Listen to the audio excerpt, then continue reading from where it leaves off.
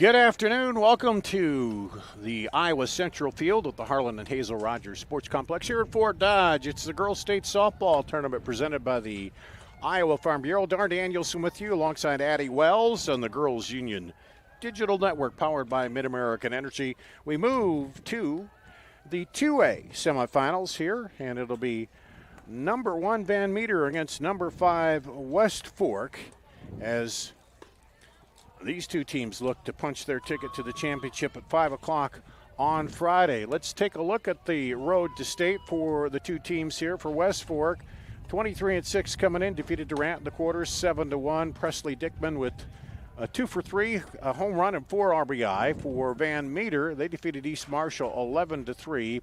Ava Hohenadel, 2 for 3 with a double and an RBI to lead Van Meter in that quarterfinal action. We'll take a break. We'll come back and be about ready for starting lineups and get this Class 2A semifinal underway here at the Girls State Softball Tournament presented by the Iowa Farm Bureau. Here in Greater Des Moines, we're the unexpected sports mecca that feels like home. We are the big ballers, the little kickers, the underdogs, and the bulldogs. We've got events wacky and wild, big and small, we host them all. That old sports cliche, nobody believes in us? Nah, when you come here, you'll believe it. Because in Des Moines, only the S's are silent. Let's go!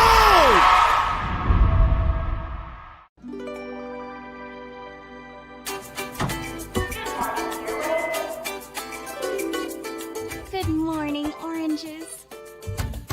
Oh, top of the muffin to ya. Potato salad! We still on for lunch? Great! Sliced bread. You're the best thing I've seen since, well, you know. Oh, hello! Don't think I forgot about you. Friendly at Fairway. It's more than just a name. Freedom Tire is proud to support the Iowa Girl through their sponsorship of the Iowa Girls High School Athletic Union. With 6 locations around the metro, you're never far from getting you back or keeping you on the road. Our certified staff and state-of-the-art technology means you can take comfort knowing you've got the best work at the best prices. Give us a try at Freedom Tire, a proud supporter of the IGHSAU.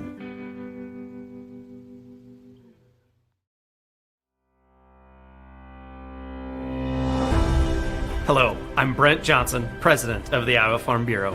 And I'm Erin Gerlich, Executive Director of the Iowa Girls High School Athletic Union. We'd like to thank you for joining us for the Girls State Softball Tournament. The Iowa Farm Bureau knows that strong, vibrant schools are the cornerstone of our communities. That's why we're proud to be the title sponsor of the Iowa Girls High School Athletic Union and this amazing state tournament. This tournament not only showcases Iowa's elite teams, but the athletes competing here today are among our nation's best and brightest. And Iowa's farmers are among the nation's most productive. Our partnership with the Girls Union gives us the opportunity to recognize both, all while supporting and lifting up the Iowa Girl. With the help of the Iowa Farm Bureau, we celebrate students' efforts not only on the field, but in the classroom as well.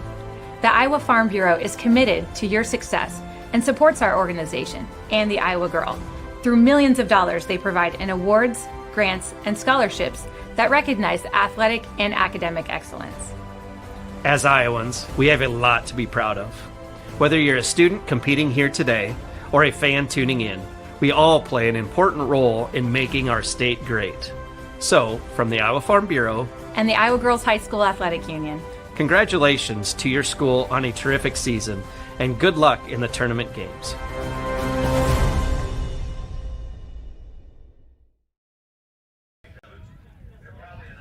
Here at the Girls State Softball Tournament presented by the Iowa Farm Bureau, ready for the 2A semis.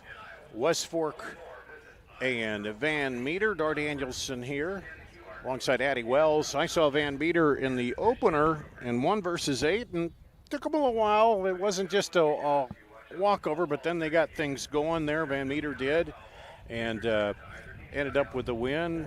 West Fork also getting a big win in the quarterfinals. Yeah, it was definitely a Libby Truman show in that West Fork game. She's been dominating all season and is nearing 1,000 career strikeouts as well. So she's definitely helped carry her team to some very big wins and some very strong steps forward here. She recorded 8 strikeouts yesterday and will be looking to hopefully maintain the same confidence in the circle against this Van Meter offense. And it is a strong Van Meter offense. They've got seniors up and down the lineup that are most of which are committed to play at the next level as well. So it will be a tough matchup here, but Van Meter will be looking to return to the state championship game, and West Fork will be looking to change that. Yeah, and Wosmansky started the game, and then they took her out, and if I remember right, there was no score at that point. And then when they took her out, they got the lead and brought in Annie Netton, and she finished it off for them. So they used 2 pitchers, and I guess the coach kind of decides when that's going to happen for them. So it worked out well there. And go ahead. Yeah, sometimes you just need to change up what the hitters are seeing just to keep them off balance and not allow them to gain some momentum there, and that ended up working out for Van Meter and allowing their offense to then explode. So even if a pitcher isn't necessarily struggling, sometimes it's just a strategic coaching decision there. Yeah, and sometimes they make that ahead of time. Sometimes they go by what the pitcher's doing. And now you see the umpires are coming out, and they'll be talking with the 2 coaches and going over the ground rules here. And you always kind of get those first game jitters out, and now you're into the semifinal, and the tension ramps up a little bit because you're playing to get back into the title matchup. Of course, Van Meter there last year and won it, and for West Fork, for the West Fork, the second straight trip here to state, they're hoping to advance a little farther than they did last time, and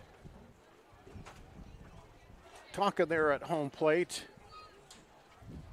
And the players will come out, line up, and we'll get the introductions here in just a second.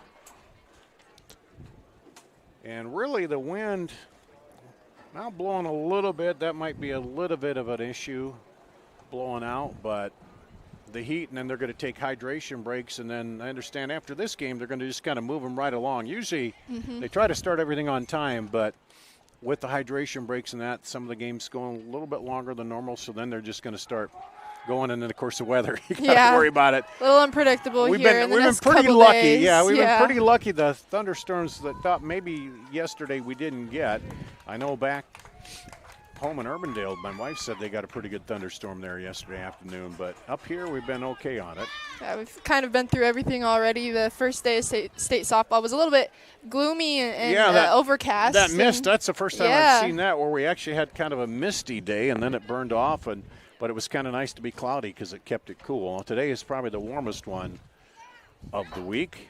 At least we've got this breeze here. Yeah, and that has helped because the breeze coming in. And here we go.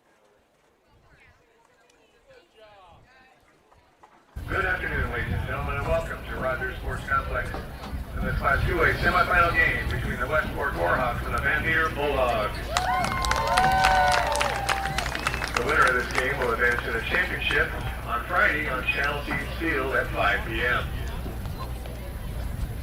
It's now time to introduce the non-starters and assistant coaches, first for the visitors from West Fork.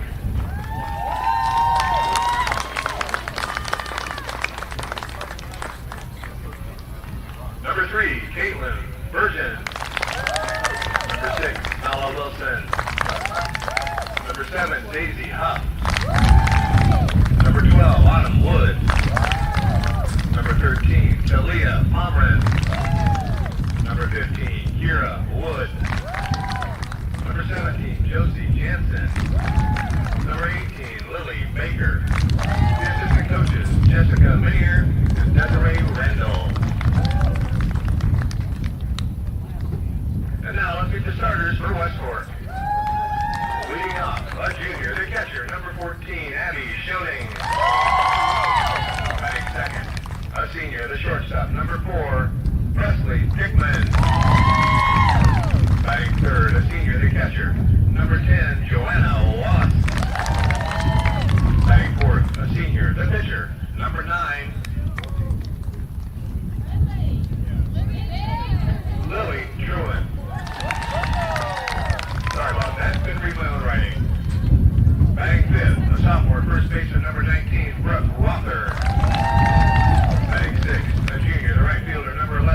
Riley Dickman.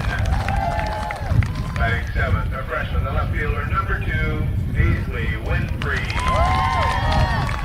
Batting eighth, a sophomore, the second baseman, number 1, IGHSAU. Batting ninth, a freshman, the DP, number 8, Josephine Schmidt. And the flex player, an 8th grader playing third base, number 5, Kiana Peterson. Head coach for the Warhawks, Sadie Winfrey.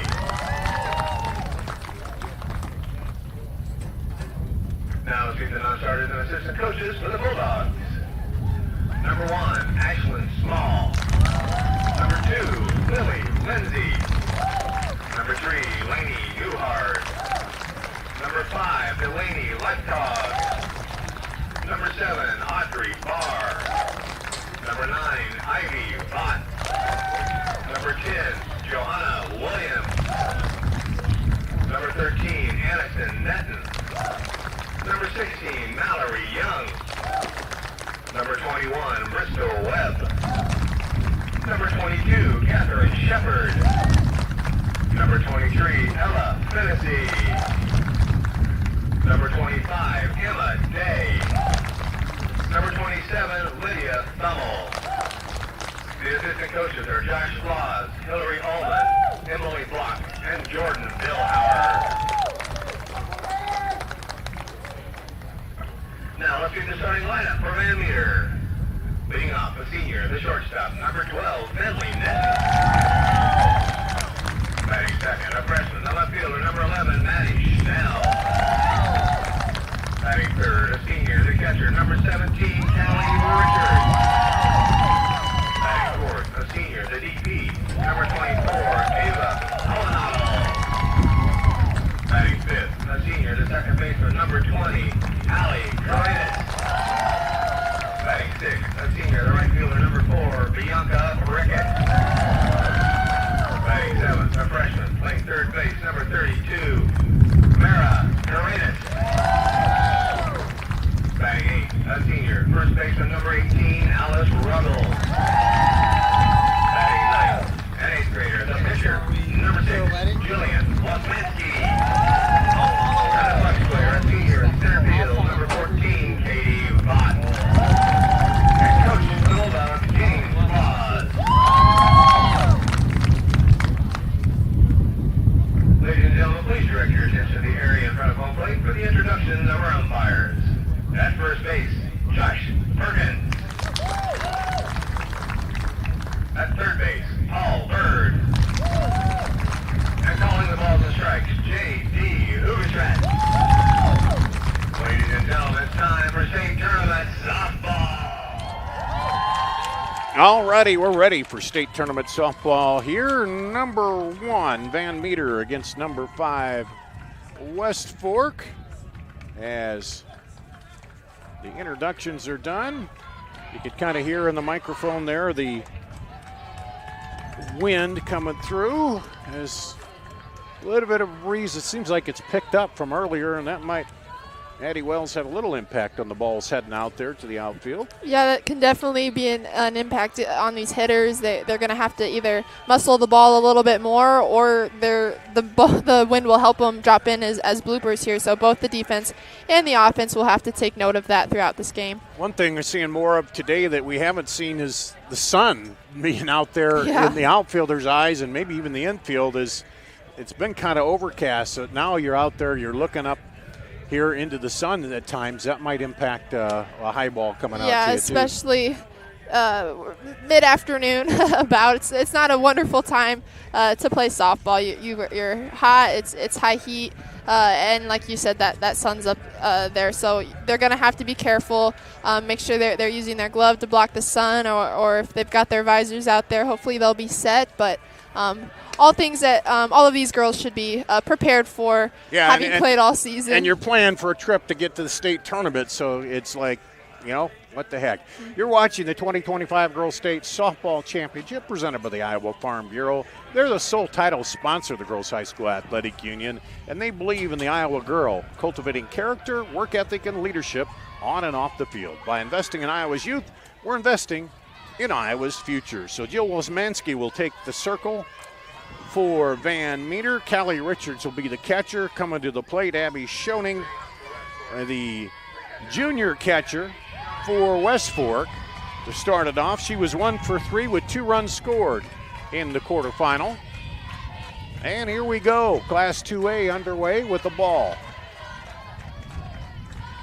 Yeah, Schoening will definitely be looking to get something started for the Warhawk offense here. They weren't able to score in their game yesterday until the 3rd inning, so if they can get runs up against this Van Meter offense early, they will. Quick hit into left for Schoening, so leadoff single here for West Fork. That brings up Presley Dickman, the senior.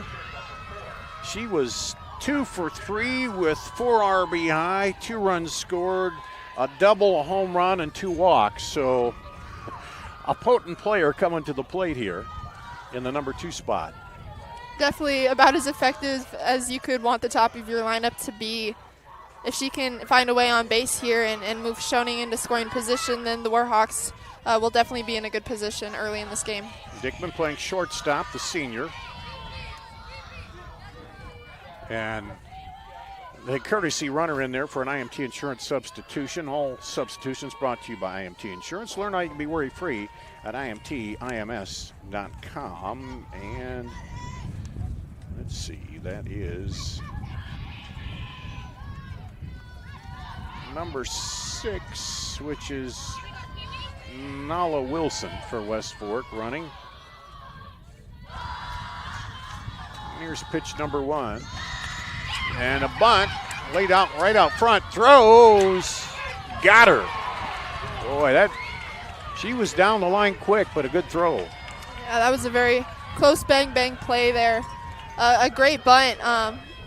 Great bunt there from Dickman, but pitcher was able to grab that and turn, being a lefty, and make a good throw. Yeah, because she deaded it enough. It didn't get that far out in front of the plate, but did the job and advanced the runner to second. Brings up Joanna Wallace, the senior center fielder. She was 3 for 4 with 2 runs scored in the quarterfinal. And first pitch is a ball. It seemed like it took Womansky just a little bit of time to settle in that quarterfinal, and some pitchers are that way. Could have a rocky start, but they seem to get into that groove as they go along. There's the 1-0. That was almost a slow pitch.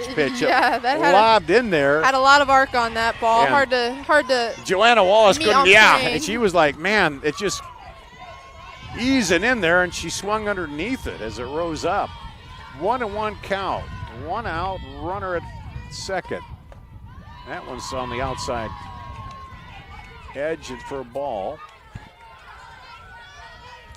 Yeah, Womansky is not a big strikeout pitcher for Van Meter here, but she's definitely one of their go-tos in producing weak outs and allowing their defense to keep them in this game. That's a foul ball. I think it hit the plate, so it's strike 2. Yeah, she depends on the defense a lot. You say doesn't overpower batters, and then as we saw there, moves her stuff around a little bit off speed. But hey, sometimes as defenders, you like when the pitcher just pitches to put the ball in play. Yeah. I certainly like getting a chance to get some outs. There's that high pitch again. Count goes full. Yeah, because that's the one thing. If you got a pitcher just grooving through, sometimes you fall asleep out there on defense. But here we go. Full count to the number 3 batter. That one's low. Bounces by the catcher. And Schoening will take third on the pass ball, and a walk given up to Wallace. So runners at the corner here to lead off the inning. Brings up Libby Truin, the senior pitcher.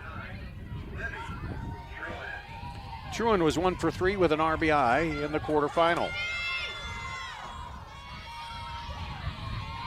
She can also play small ball. Could potentially squeeze a run in here or allow another to move into scoring position. And so Callie Richards looking to the dugout to see what pitch they want. There's the delivery, the off speed, and the runner goes down. Their throw. good first pitch strike from Womansky there. It was, like you said, that off speed. So not something that Truman wants to attack right away, but way to get up in the count. Yeah, because those are a little harder to bunt when they're coming off speed unless you time it just right. Mm-hmm. So now we'll see if she hits away with the runners, both runners in scoring position here. Deals outside. She's not biting on that one. 1-1.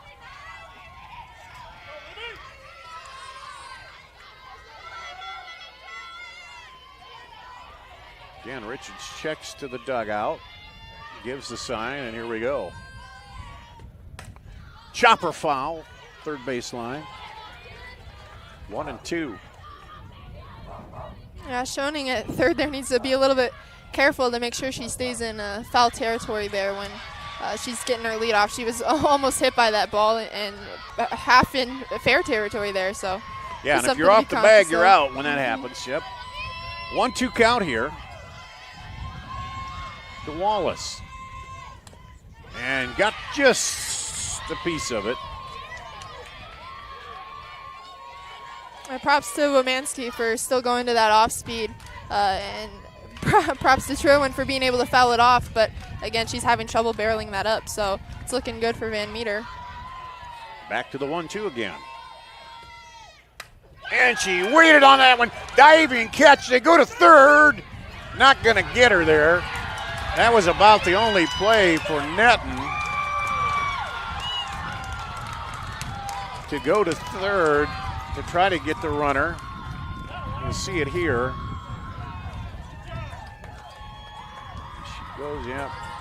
That was a great web gem by the shortstop there, and her only play was potentially getting that tag out at third with the dive taking her away from first base. So right idea there, just unfortunately couldn't finish it. But likely saved that runner from third from coming around if it gets by her into the outfield, and that's probably what coach is going to say. Hey, settle down here. So we got a courtesy runner in for an IMT insurance substitution. And can you see her number? Is that 3? I can't see on her hip the number. 15.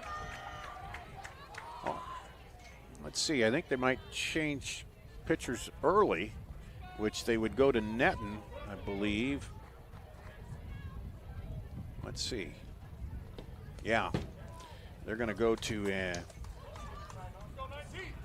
Annie Netton, I believe. Yep. And they brought her in the third inning last time, but here they're bringing in Netton early for an IMT insurance substitution. I don't know, you can be worry free at imtims.com. And then the courtesy runner is Kira Wood at first.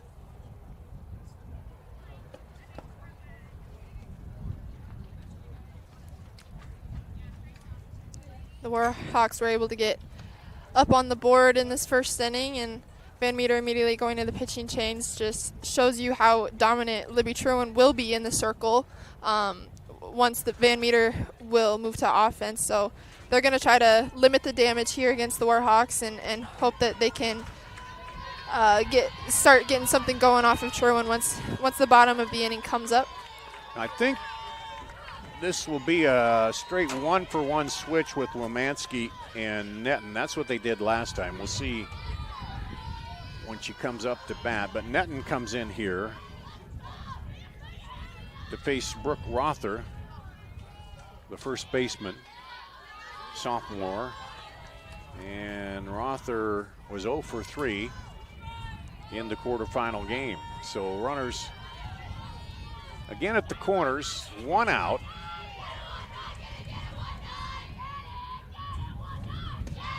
That one's low.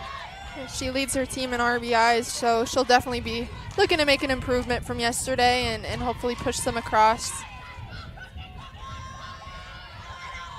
Checks down to the coach. Coach is giving a hand Flashing signal to some play numbers, the numbers there. There's a strike. They throw down to third. She's not even getting off the base. They were trying to do a little trickery there as the runner goes, but so now runners second and third. 1-1 count to the batter. Well, this would be big here. Concentrate on the batter. This one fouled off, and so now she's ahead 1-2 against Rother, the first baseman.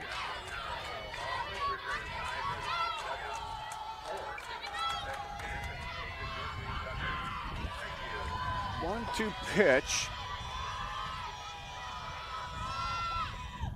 This one lifted toward left. Left fielders got it. Tag at third.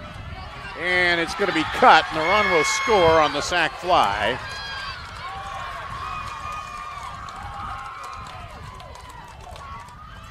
So sacrifice and an RBI for Rother. That was a really nice job by Rother, timing up that off speed that we've been seeing so much of and getting a good barrel on it and hitting it deep enough that she was able to allow Wallace to score on that. Brings up Riley Dickman, the right fielder, 3 for 4, 2 RBI in the quarterfinal. West Fork out 2-0 here. This one fouled off, hitting first pitch. Riley Dickman, the junior. Presley is the senior. And Kira Wood, the pinch runner, out at second. As now Netton ahead on the batter, looking to get out of the inning without any more damage.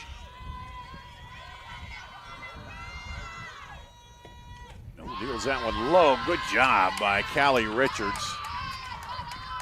If that's to the backstop, you got a runner at third probably. Yeah, really, really good work back there, putting your body on the line and knowing what's at stake. Well, we've seen it all almost at the state tournament already, where it could be 1 or 2 run games that make the difference, or we have big blowouts. So you've got to just limit the damage as much as you can. This one hit to the shortstop. She'll come up and fire to first for the 6-3 putout. So there's 2 runs on 1 hit and 1 left on at the end of the half inning. 2-0 West Fork, with Van Meter coming to bat in the bottom of the first at the Girls State Softball Tournament presented by the Iowa Farm Bureau. At Mid-American Energy, we're one company serving 1.6 million people who all need energy that's available 24/7. That's why we work 24/7. That's why we make investments in our systems that make us more resilient to extreme weather. That's why we generate power from all available resources to cover the variables in supply and demand. And that's why when the power is knocked out, we work around the clock to restore power to you. Mid-American Energy, obsessively, relentlessly at your service. You're watching the Girls Union Digital Network. Dar Danielson, Addie Wells here as Van Meter will come up trailing. Here it'll be Finley Netton, the shortstop, Maddie Schnell, the left fielder, and Callie Richards, the catchers. So West Fork taking good opportunity of the chances on the bases here. Absolutely. They've definitely capitalized as much as they could in that first inning, and pushing some across is definitely setting the tone for what this game could be. So Libby Truin will try to keep the Bulldogs limited here. But the Bulldogs will look to at least even it up or push some across and gain some momentum back. So Finley Netton was 1 for 4 with 2 runs scored and an RBI in that quarterfinal matchup, the shortstop. Rips one quickly toward left center. It's down to the wall. She's motoring around to second with a stand-up double. And that'll be an extra base hit here to lead it off. A Channel Seeds extra base hits. All extra base hits today brought to you by Channel Seeds. The enhanced Channel Seed brand is here to help farmers like you. Learn more at channel.com/rise. I love how she came out swinging right away. And we'll have a substitute runner, IMT Insurance substitution. That'll be Maddie Schnell coming up, the left fielder. She fakes the bunt and quickly down. And this is one thing about Van Meter. They like to run and put you in a tough situation. Running first pitch there, over to third. already, they haven't scored yet, but you can tell Van Meter is gaining some momentum here. You saw her attack that first pitch strike. If you get deep in the counts against her, when it's going to be tricky to get out of it, but Netton attacking that first pitch that she liked and driving it to put herself in scoring position, and then that fake bunt run can really cause some chaos on the bases and put a lot of pressure on the Warhawk defense here. So Netton over to third. 2-0 count to Schnell. She lays down the bunt. And they say it's fair. And I call her out at first, but they get the run.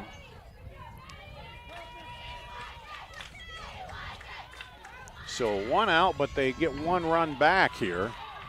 That was great base running from Netton too. She came down the line, not sure if it was fair or foul, so prepared to retreat if needed, but picked it up in fair territory, and she was able to take off once the throw was made. And they will run a lot of situations. In fact, a couple times in that quarterfinal, they got caught stealing and kind of ran themselves out of an inning a little bit, but they keep doing it, and it's always in the back of the mind of the pitcher and the defense. Yeah, when you run the bases, whether you're successful or not, you're putting pressure on the defense. You're forcing them to make a play that's hard to make. So I admire how they keep running despite the results sometimes. Callie Richards, the catcher, comes up. She takes a ball. Richards 1 for 4 in the quarterfinal.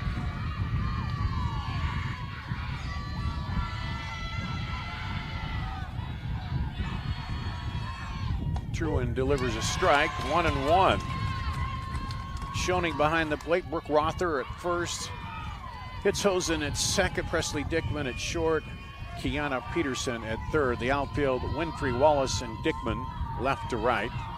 Riley Dickman and right. Here's the 1-1. Blustery, warm day. And there's strike 2. So Truan coming right back at the hitter. Yeah, this is the first count that she's been up in so far in this game.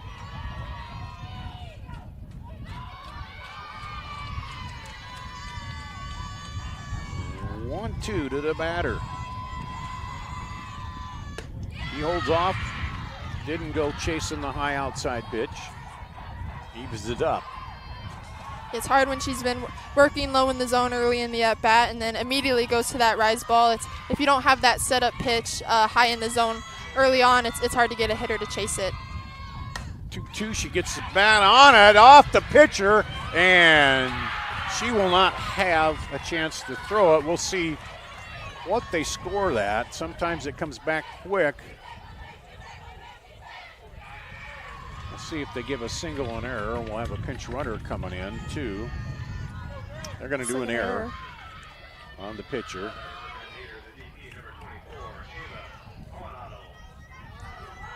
Brings up Ava Hohenadel. We had a IMT insurance substitution over at first, and that is Ivy Vaught running. So Hohenadel comes up. 2 for 3, 2 runs scored, a RBI double in that quarterfinal matchup. So the tying run now at first with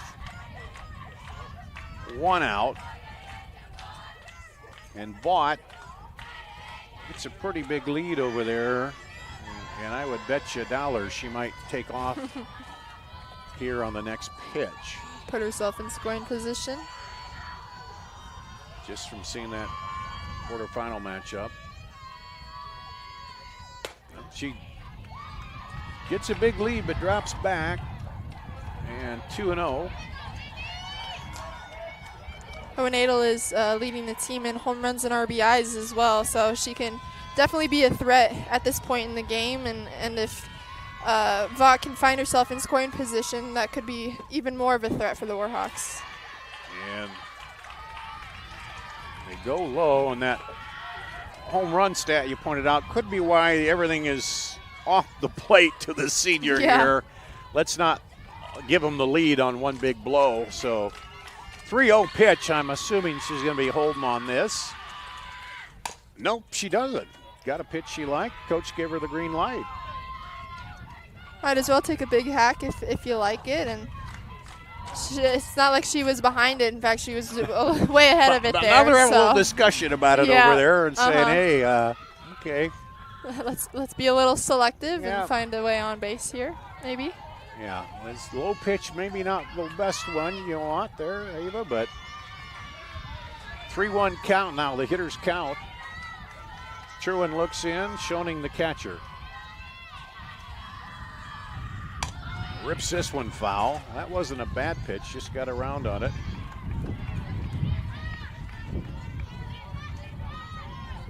And Ivy Vaught gets back to first. Full count here. Big pitch coming up. Runner at first, one out. Fouls it off. It's just the second full count we've reached this game, and the first that Van Meter has gotten in against Truan. So a testament to Hohennadel's fight here. And I think she took a little off of that one because it looked like she was coming around hard on it, but fouled it off. 3-2 again.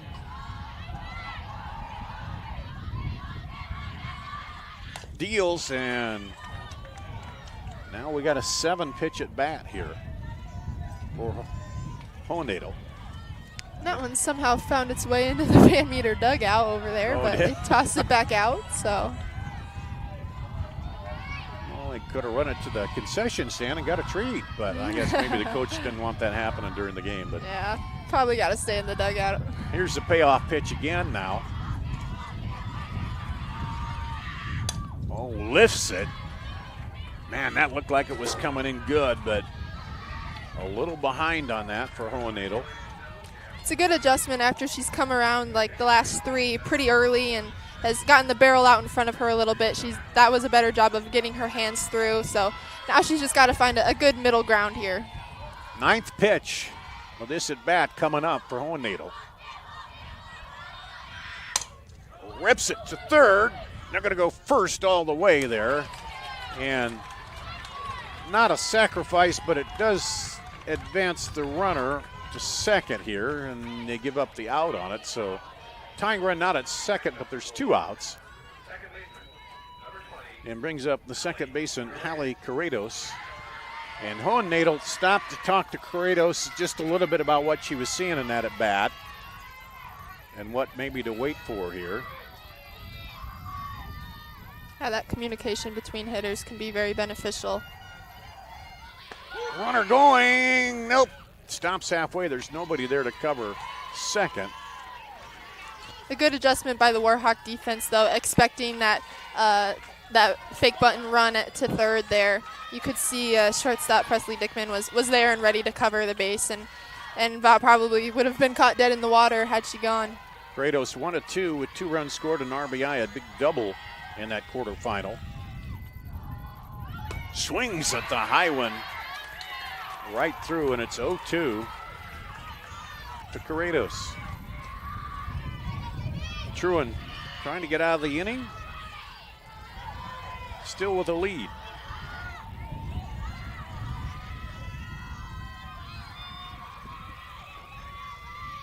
Deals and gets the K.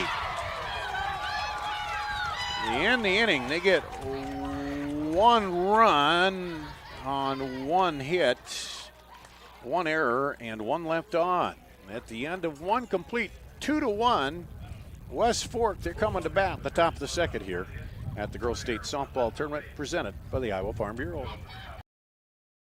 Different people have different needs, so Delta Dental of Iowa has affordable dental and vision coverage that meets you where you are. Small business on a budget? We have options with no employer costs. Traditional Medicare plans don't cover dental, but we do. And if you can't get benefits at work, you can buy direct from us. Plus, we give back to local communities, so you help make an impact. Choose Delta Dental for your smile, for your health, for your community. You're watching the Girls Union Digital Network powered by Mid-American Energy. We go to the top of the second. Van Meter got one back in the bottom of the first, and West Fork will come up with the 7, 8, 9 batters here. And Amy Netton came on in the first after 4 batters and 2 runs were in. She came on and then ended up getting 2 outs to retire the side. So brings up Aisley Winfrey, the left fielder. And she was 0 for 4 at the plate in that quarterfinal.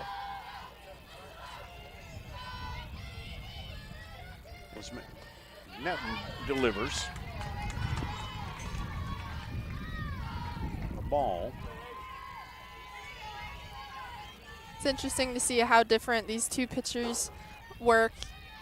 Netton staying pretty low in the zone, except when she goes to her off speed or a high fastball, as we just saw now. And Netton, even though it's hot, she's got that sleeve on the arm. Yeah, keeping her arm loose and trying to help preserve her health there a little bit. That one's fouled off for strike 1. 2-1. Yeah, the different windups are kind of interesting to watch too. She's got kind of a traditional one here. Yeah, you can definitely see people get creative. Some people will keep their glove by their hip too. Sometimes it helps them produce a little bit more power behind their pitches, but it's really what the pitcher's some you get the way with. back and boom, like your golf swing and follow through, but that one worked for a strike, and it's 2-2 to the leadoff batter here, top of the second. Swing and a miss, got her on strikes. The first strikeout here for Netton of the day. Brings up Evie Heitzhusen, the second baseman, sophomore, 2 for 4 in the quarterfinal. This one lifted toward right fielder coming over on the run, makes the basket catch. Does Bianca Prickett. Yeah, great hustle out there in right field, getting there. If it would have dropped, it would have been just a strike on the batter here, but that's a big out for Van Meter, especially against this Warhawk defense. You see it there. Got a lot of height on it. Yeah. Get her, and you get on this side, then you get the tarp over tarp, there that yeah. takes away a little of your room. JoJo Schmidt, the DP, steps in, the freshman. Tarp has caused a little bit of trouble for some teams on this field at the state tournament. Just it's a little less room to run and make those plays. Schmidt 0 for 2, but she walked and scored in the quarterfinal. Takes a ball on the outside to go 2-0.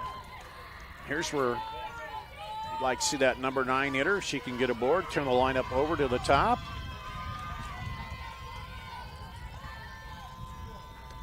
And fouls it back.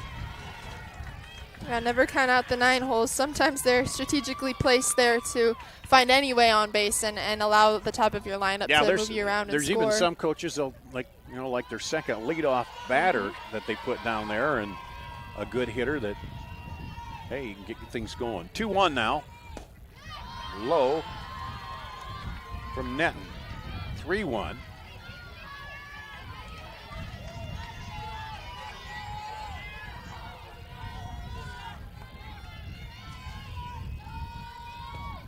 This one to the second baseman, up and over for Hallie Corrados.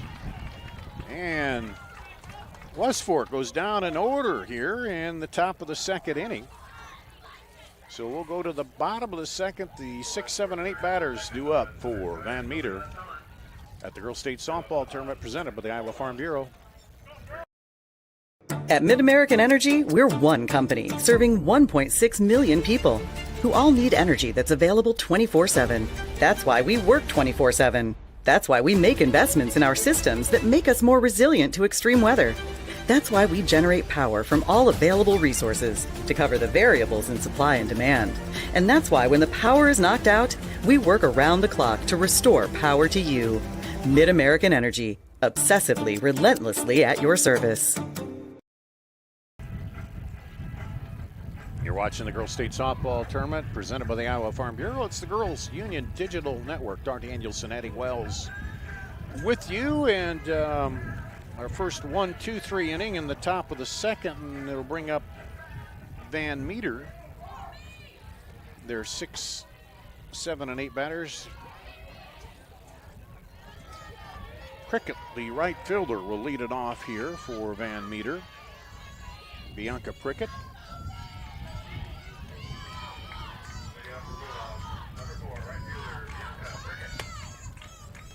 Takes the ball outside. Prickett going right away to showing bunt there, whether she's going to fake bunt slap or place the bunt down utilizing small ball. Either way will put some pressure on the Warhawk defense here, and it could cause some chaos. She was 2 for 4 in the quarterfinal and drove in a run and pulls back.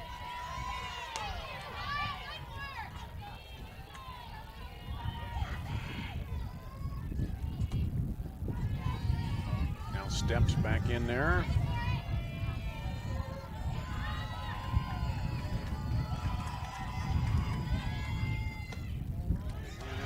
Moving up for the slap, but held off, and it's 2-1. Bianca with 22 walks on the season, also a testament to her discipline here, and against a strikeout pitcher that could be very beneficial for her.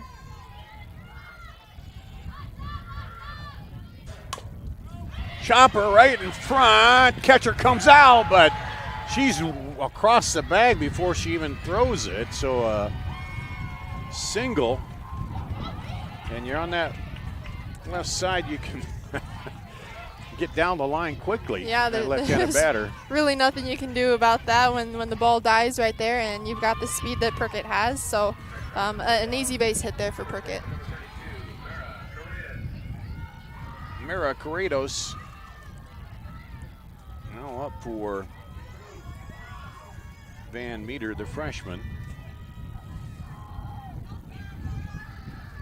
And she'll step in. The 7-hole on this in this Van Meter lineup, but got the most hits on the team, or pardon me, the most singles on the team. Squares, now runner going down and no throw as Prickett will pick up a stolen base. And it's hard to beat the speed of Prickett. Yeah, tying run there. Now at second with the senior Prickett.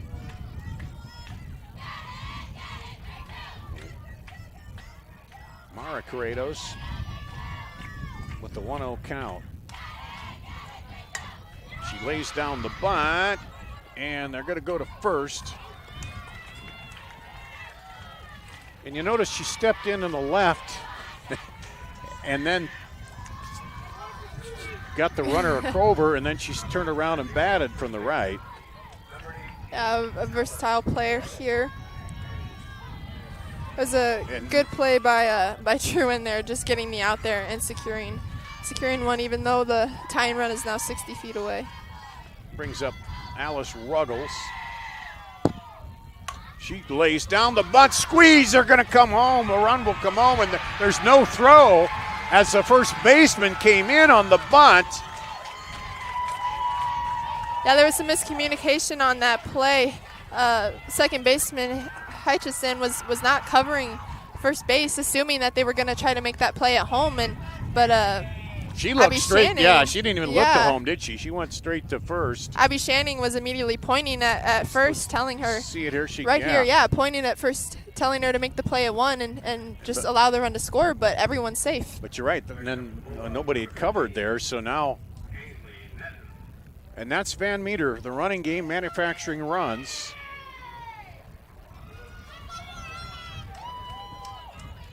And Van Netten will come in to bat for her first time. Annie Van Netten after coming in to pitch. And now with things tied up and a runner at first.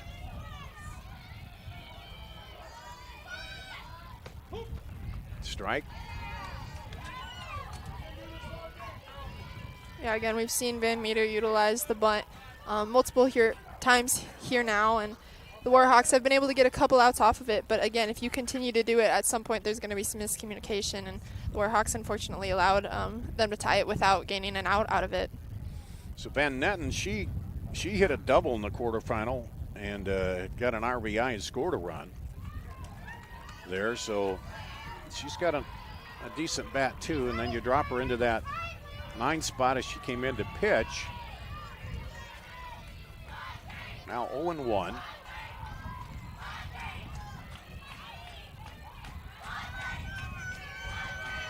Ruggles at first. Squares, bunts it foul.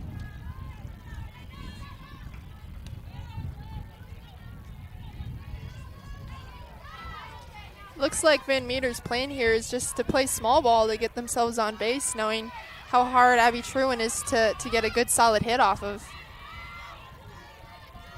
And so far it's proven effective. Now with 2 strikes, she'll swing away most likely. Takes it high.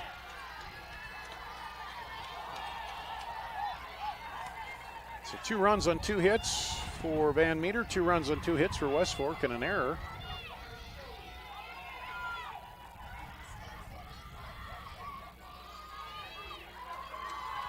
And Van Netten looks out to Truin.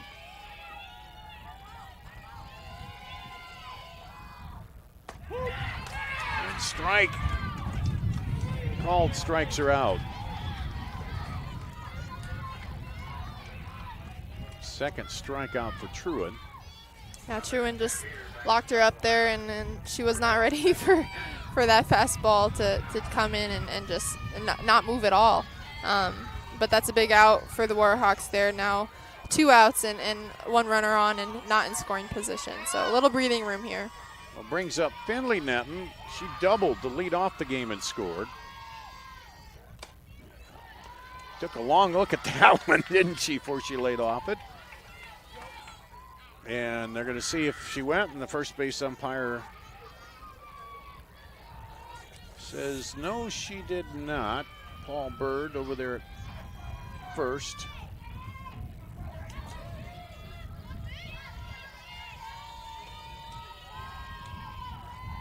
1-0 to Finley Netten, the senior. Annie's just a 8th grader. Takes it high. 2-0.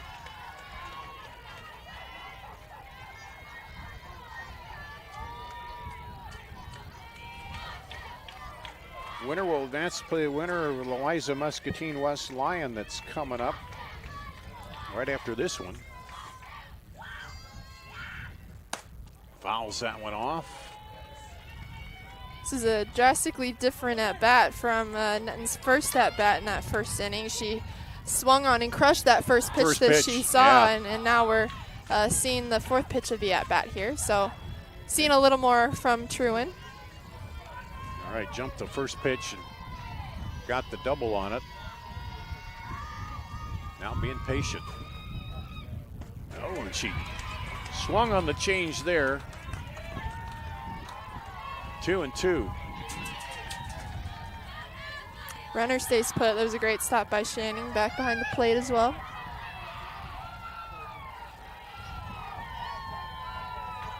Two balls, 2 strikes, 2 outs in the second inning with a runner at first.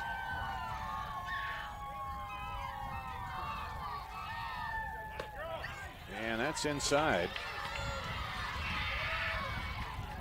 Yeah, that was a great take by Netten there. It's commonly a pitch that gets hitters to swing and miss, and I'm sure Truin wished she had on that one, but good job by Netten holding. Yeah, coming up high and inside, and you're so count full here.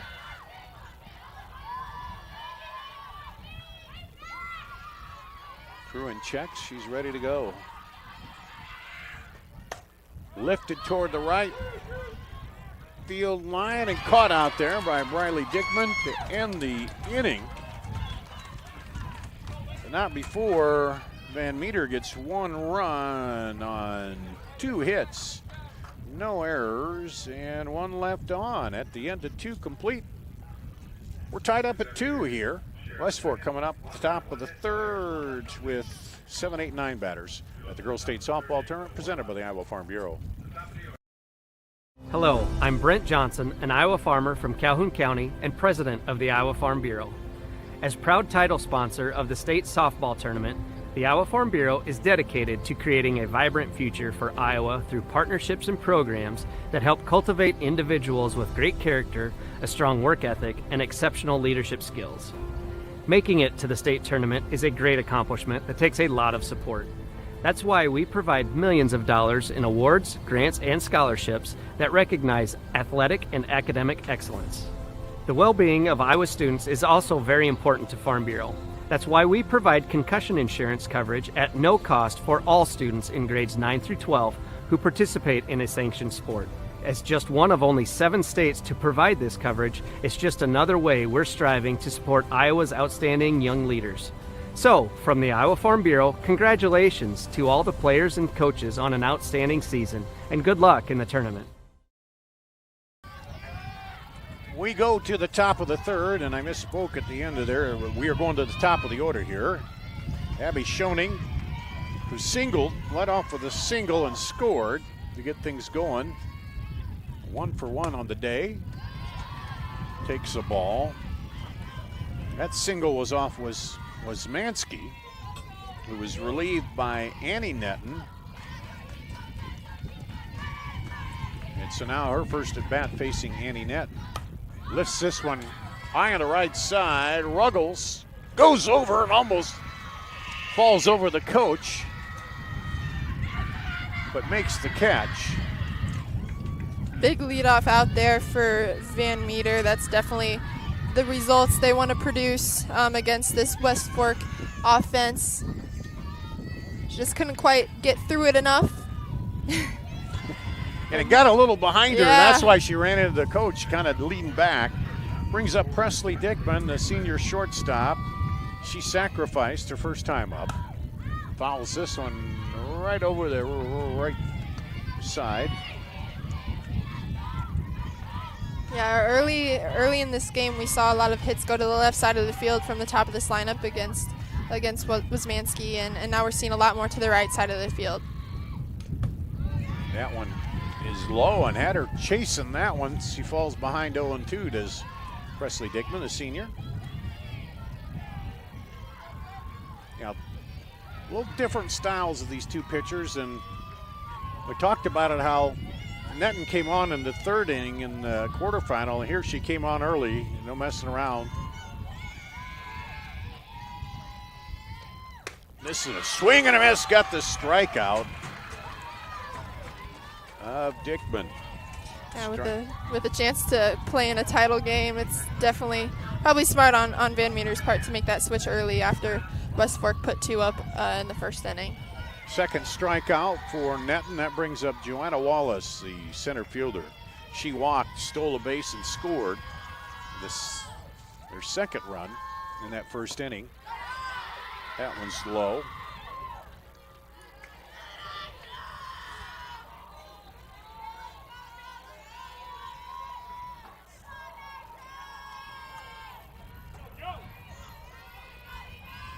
Netton wheels, fires, and it's foul.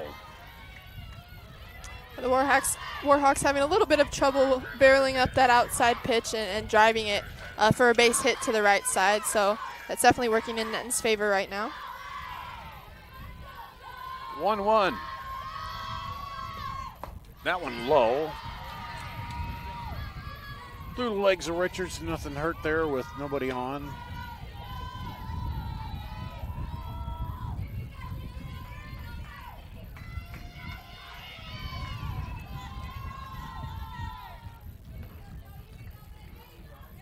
Now she's checking over to the dugout to get the pitch here, and she'll go down.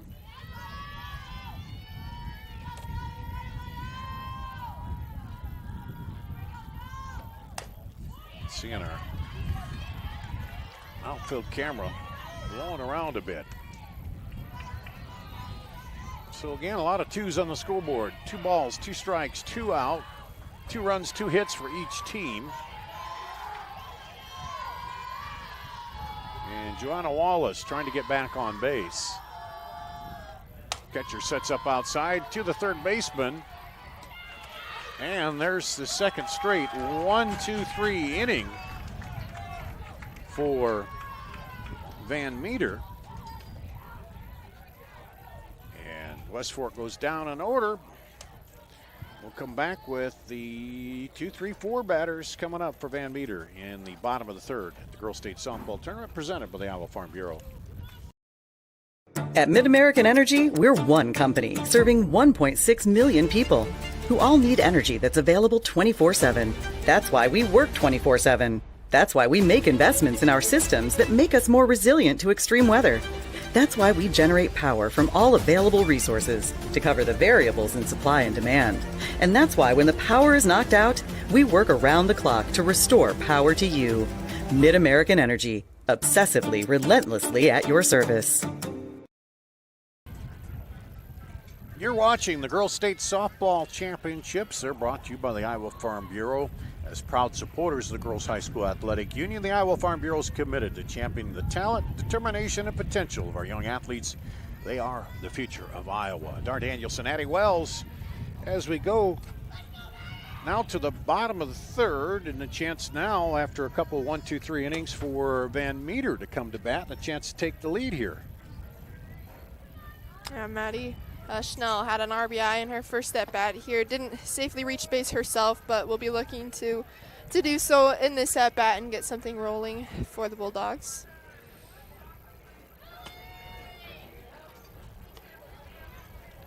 And Schnell comes in, the freshman, left fielder, as you said. Grounded out her first time up, but got a run in. Schnell. Truan pitching for West Fork. Abby Schoening behind the plate.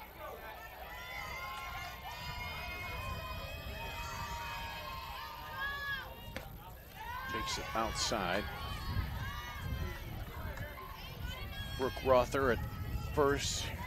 Erica Hitzhosen at second. Presley Dickman at short. And Kiana Peterson at third on the infield. That one's low and outside. Outfield left to right, Aisley Winfrey, Joanna Wallace, and Briley Dickman for West Fork. The defense. 2-0 count.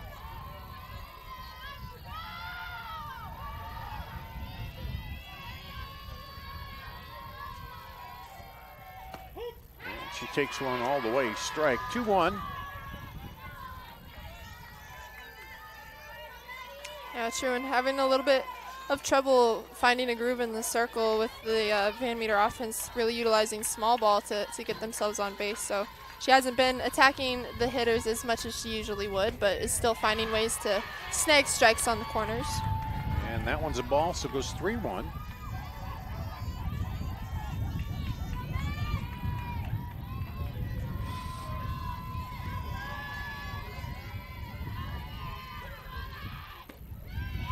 And there's a walk.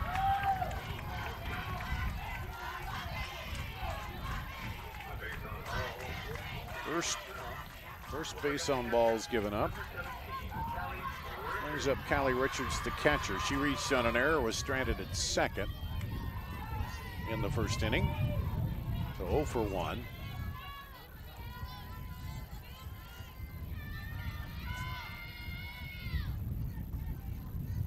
And that's only the 14th walk Libby Truan has given up this season. Fakes the bunt, pulls back. A big lead over there by Schnell. She sees Heischison coming over from second base and covering first and hurries back there. So nice defensive movement from the Warhawks.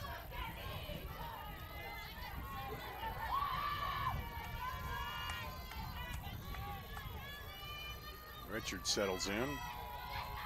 Truan, runner going. Throw down. Not in time, it gets into center field. The go signal's on all the way around to score. Yeah, Now a tough break for the Warhawks there. The throw just got past all the defenders. You can see here it just bounced and it looked like Schnell just knocked it off its course. Yeah, the runner kind of came in there, and so now 1-1.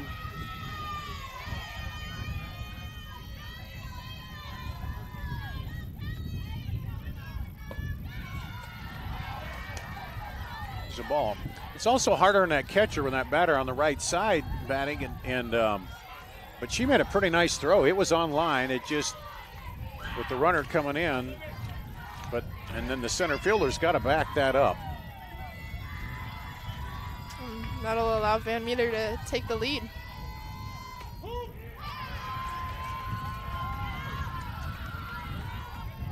There's a strike. Count goes to 2-2.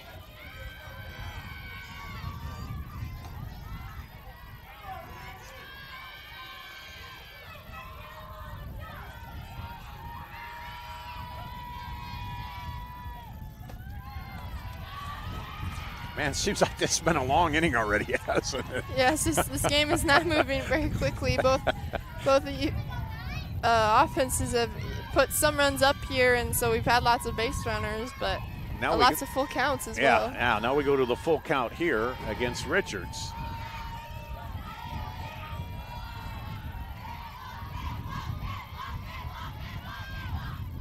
She hits one to the shortstop, comes up, fires.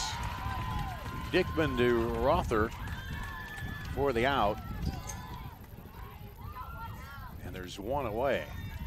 Nice routine play for the Warhawks. Handled that nicely and is able to now record the first out of this inning.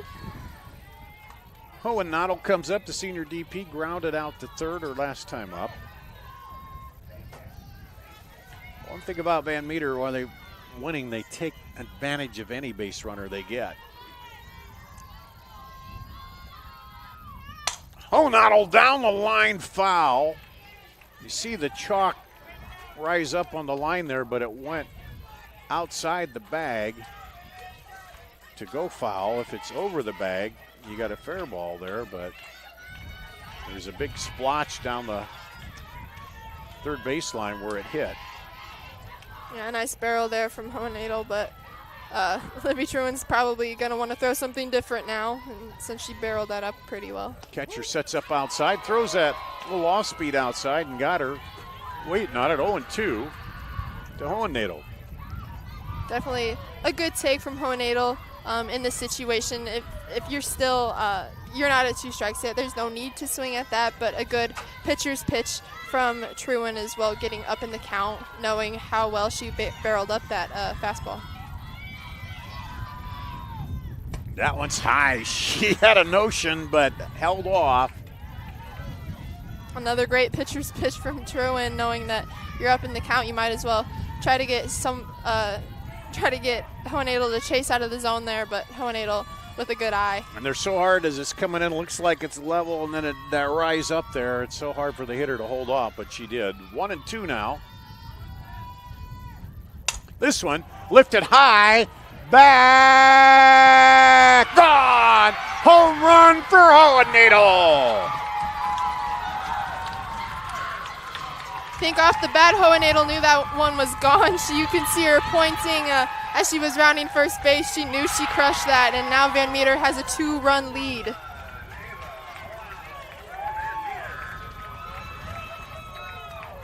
And that is, that is a Channel Seeds extra base hit here. Let me find my paperwork. Brought to you by Channel Seeds. Learn more at channel.com/rise as you see her coming around there. And let's see.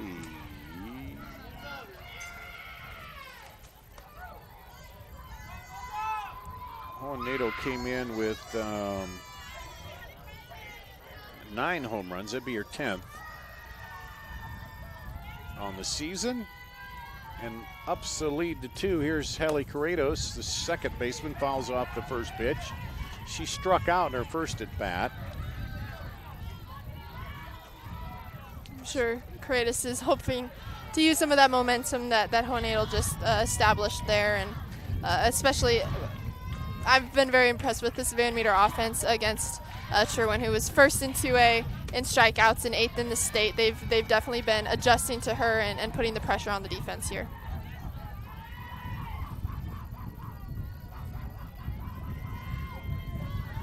One now to Corrados.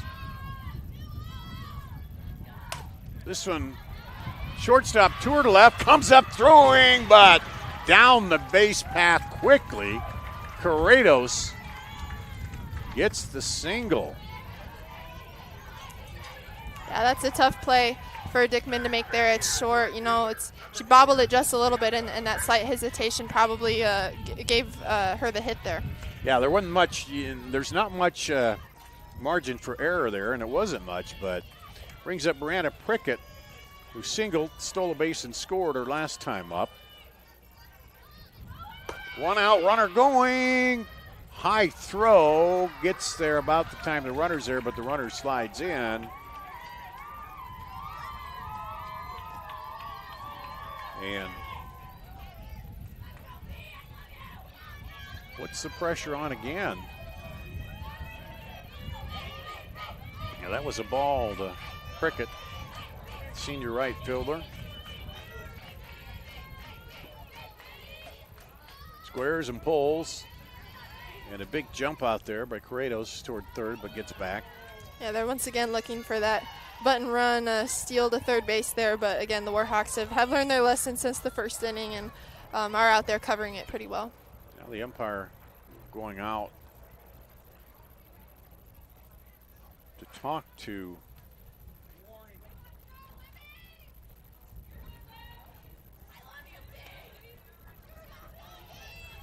gives a warning.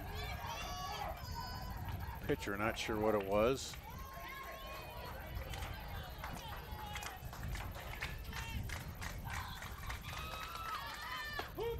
There's a strike. Prickett looking up to slap it. And takes it 2-1. One out, runner out at second. And then Meters push two across to take a 2-run lead. Low outside. Sends the count to 3-1. Hitters count here now.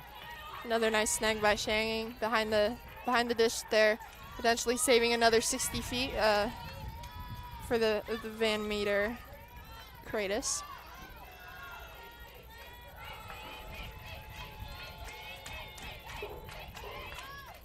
This one fouled off. Run the count full. I haven't kept the exact pitch count, but Truan's had to throw a lot of pitches here early on. Yeah, this is her fourth full count at bat that she's gotten herself into here. So the Bulldogs are definitely battling and fighting stuff off against Sherwin. Yeah, credit that to Van Meter and their patience at the plate. There's a slap hit over in time and advances the runner on the fielder's choice. Now Corrados sits 60 feet away from scoring, but the Warhawks have 2 outs. And Mara Corrados comes up, freshman. She grounded out to the pitcher last time up.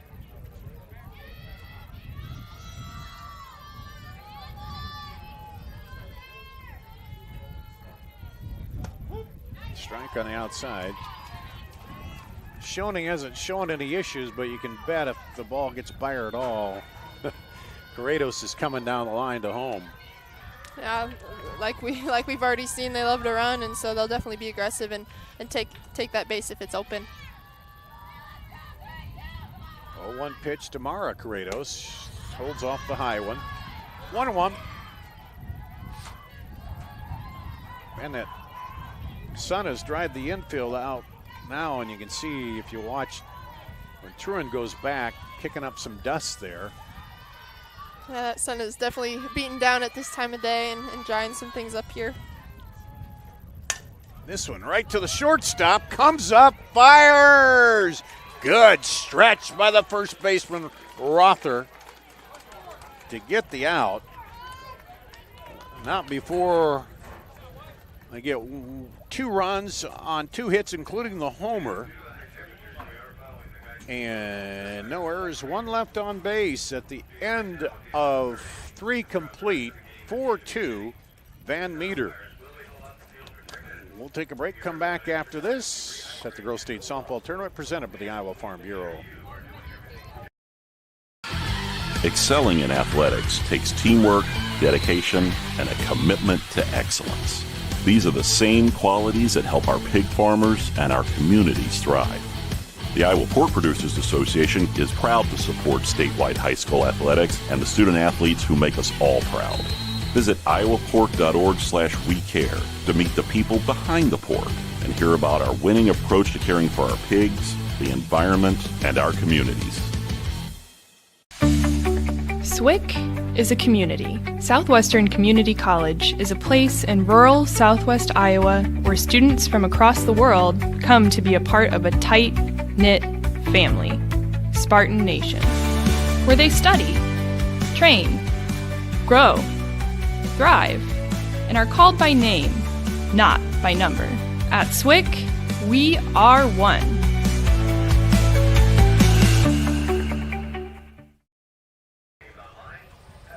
You're watching the Girls Union Digital Network powered by Mid-American Energy, a 2A semifinal here. Dar Danielson, Addie Wells, and Addie West Fork gone down in order 1, 2, 3 here the last 2 innings, but they have the middle of the order coming up, and now trailing by 2. It's a chance to try to get these bats going. Yeah, Libby Truing is the last West Fork hitter that has not yet faced Aniston Netton in this circle, so she'll be looking to make some adjustments, and then we'll have Brooke Rother back up, and she'll be looking to continue keeping some things rolling for West Fork. They need to get some more base runners, and they need to push more across if they want to stay in this ball game here. Yep, Jilly Wonsmansky started the game, and as you said, yeah, Truin was the last batter. She gave up a single to her, and then Annie Netton comes in, and she's been, she's 8 batters she's retired since she came on in relief. And now, as you say, maybe second time through, some of these players will get a chance to see the Van Meter girls over there posing for the moms and dads for a picture in the stands. Always gotta give them some credit, give them some love. Yeah. Travel all this way. Yeah, and we appreciate those who didn't travel here, but watching today on the Girls Union Digital Network. Happy to bring you these games. And these games, here we had the hydration break, so they're going a little bit longer now. It looks like some more clouds moving in and maybe cooling off a little bit, but the one thing, I hesitate to mention it, but we don't want to see any of the thunder stuff. No, we don't. Get going here with the heat, and keeping our eye on it, though. The good thing about being a little farther north sometimes is we get not, as much inclement weather as they're saying, but I know yesterday there was back in central Iowa, there were a few storms up and down. Excuse me. So it'll be Truin the pitcher. She singled her last time up, stole a base, which, as we mentioned, brought on Annie Netton to pitch in relief of Jill Wozmansky. And then Brooke Rother and Riley Dickman. So Truin got things going with the single last time up. We'll see if she can do it again here and help her own cause, the pitcher. She's going with the traditional high socks look there.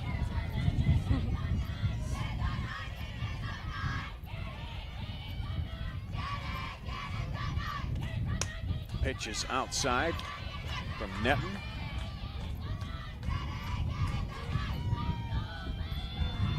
Seeing our center field camera bouncing a little bit there because of the breeze. There's a strike, 1-1.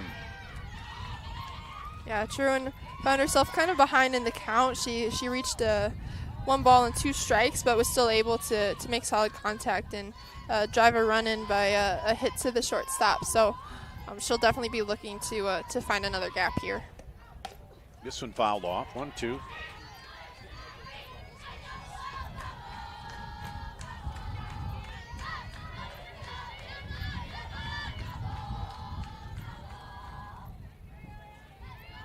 So Truan steps back in. Here's Netton. That's high. And people tuning in for the next game, they're going to move them along just in case there is bad weather. Normally they wait, give you time, and the crews do a great job, though. They can get out and get the diamond ready to go quickly. Here's the 2-2. This one ripped toward the left fielder, but she's right there, and Maddie Schnell goes down to one knee and makes the catch for out number 1.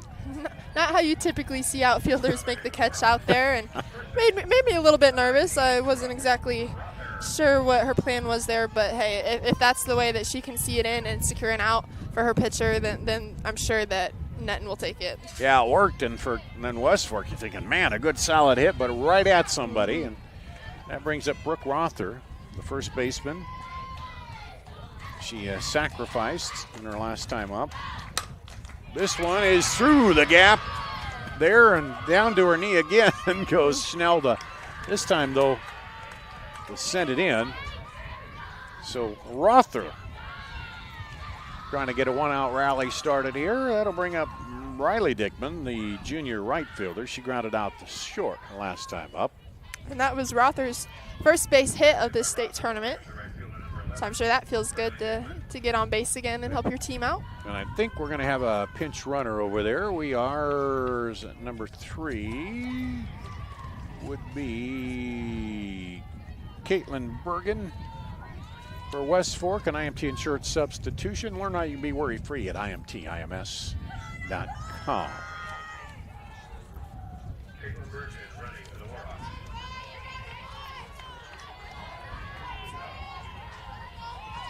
So let's see if West Fork can get a little something going on the bases. Dickman at the plate.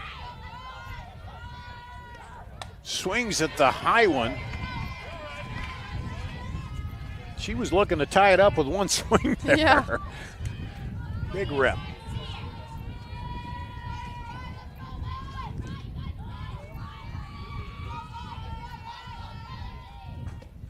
This one lifted high toward left. Going back, she's tied it up with one swing.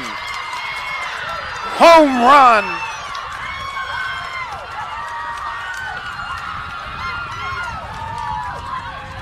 A huge hit from Dickman.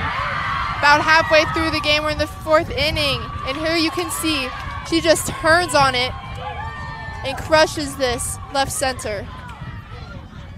Yeah, she did crush it, man. Into the 3rd row of the stands out there. Those big hacks paid off. Yeah. Well, that first one you're thinking, man, she's way off as she swung underneath it with the big cut. But she got another extra base hit here, brought to you by Channel Seeds. Brings in Aisley Winfrey. She struck out her last time up. Now we see this West Fork offense finally making some adjustments against Netton and being able to push more across here. So now we'll be curious to see if they leave Netton in very longer or if they switch things up again.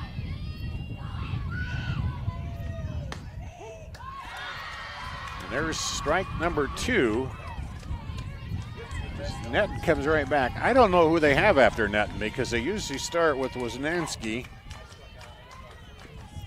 And then Netton will come in. There's strike, and she comes right back after the homer and gets the strikeout.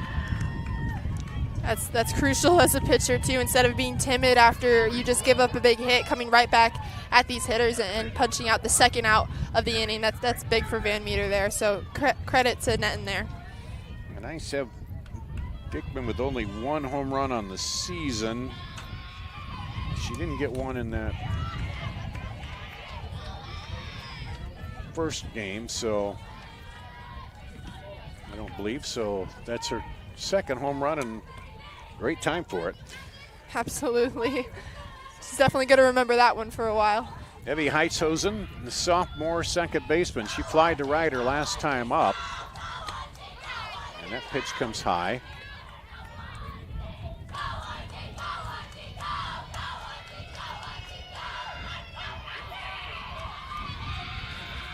You can kind of hear the West Fork dugout is getting a little bit louder, a little bit more excited now that they know they're right back in this ball game. Yeah, charged up. That one's low.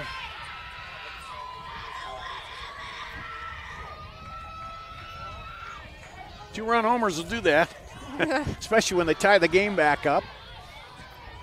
You're in the top of the fourth inning in this 2A semifinal. And Netton thought she had that pitch. Put her hand out and said, where was it? But now it's 3-1.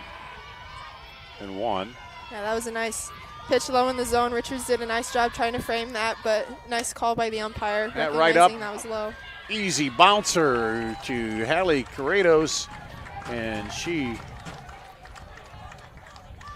gets the out, but not before 2 hits. The big one, the home run following the single, so 2 runs on 2 hits. No errors, none left on. We're tied at 4 as Van Meter will come up to bat in the bottom of the 4th here at the Girls State Softball Tournament presented by the Iowa Farm Bureau. At Mid-American Energy, we're one company serving 1.6 million people who all need energy that's available 24/7. That's why we work 24/7. That's why we make investments in our systems that make us more resilient to extreme weather. That's why we generate power from all available resources to cover the variables in supply and demand. And that's why when the power is knocked out, we work around the clock to restore power to you. Mid-American Energy, obsessively, relentlessly at your service. It's the Girls State Softball Tournament here, presented by the Iowa Farm Bureau on the Iowa Central Field on a warm day, although it's clouding up a bit here. And Van Meter comes to bat, finding themselves tied up.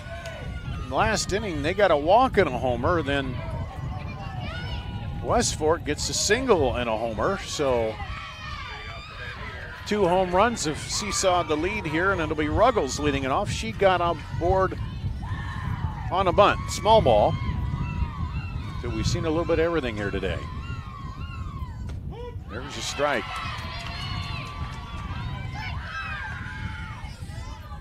A little extra energy for Truan now with things evened up.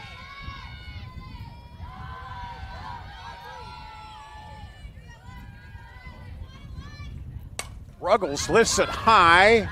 Shortstop coming over just to the side of second base and makes the play. Presley Dickman for the out. You mentioned how both teams were able to have a 2-run home run in that last inning, and both these teams are actually pretty even in home runs on the season as well. Van Meter with 24, now 25, and West Fork with now 28. So they both have around the same home runs, same power display here. Annie Netton comes in. She struck out her first time up. Wozmansky didn't even get a chance to bat. She was in the 9-hole. Netton replaces her straight up. And now in takes a ball on the first pitch. Strike.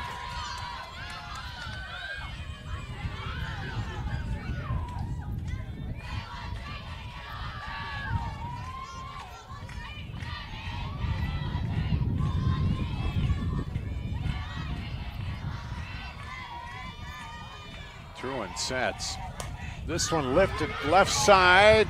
Third baseman. Wow.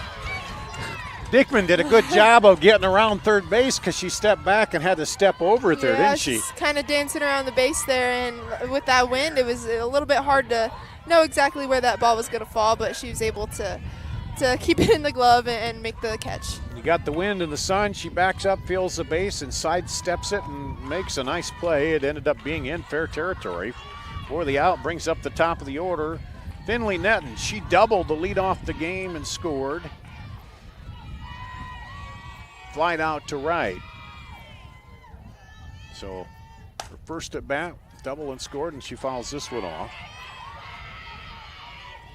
I appreciate how she hit that one hard on the ground, foul or not, after 2 pop-ups. That's definitely a good adjustment to make against Sherwin here.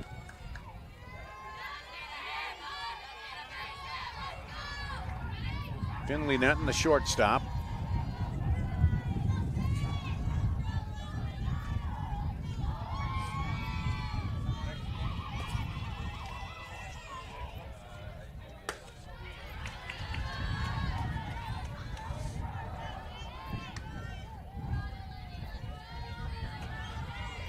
One and one now, the count.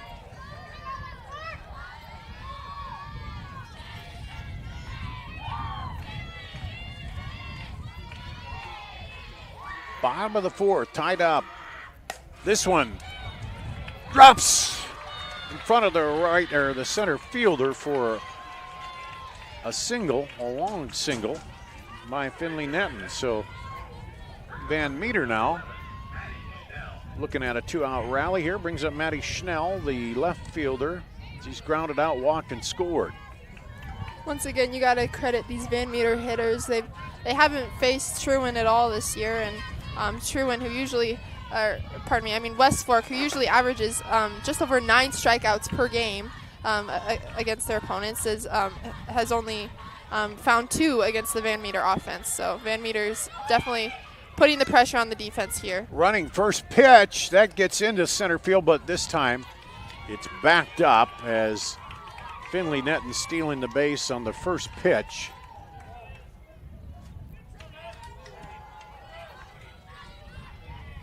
And I don't know what what that conversation is about with the umpire and the.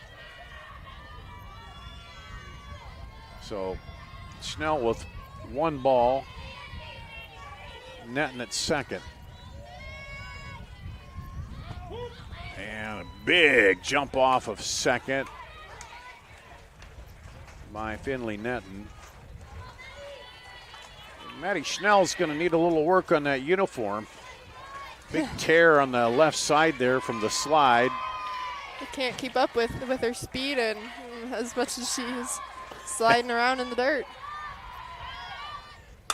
This one hit to the second baseman. She'll come up and end the inning there. No runs, no hits, no errors, 1 left on base. Well, we'll go to the top of the 5th. We're still tied 4 apiece here at the Girls State Softball Tournament presented by the Iowa Farm Bureau.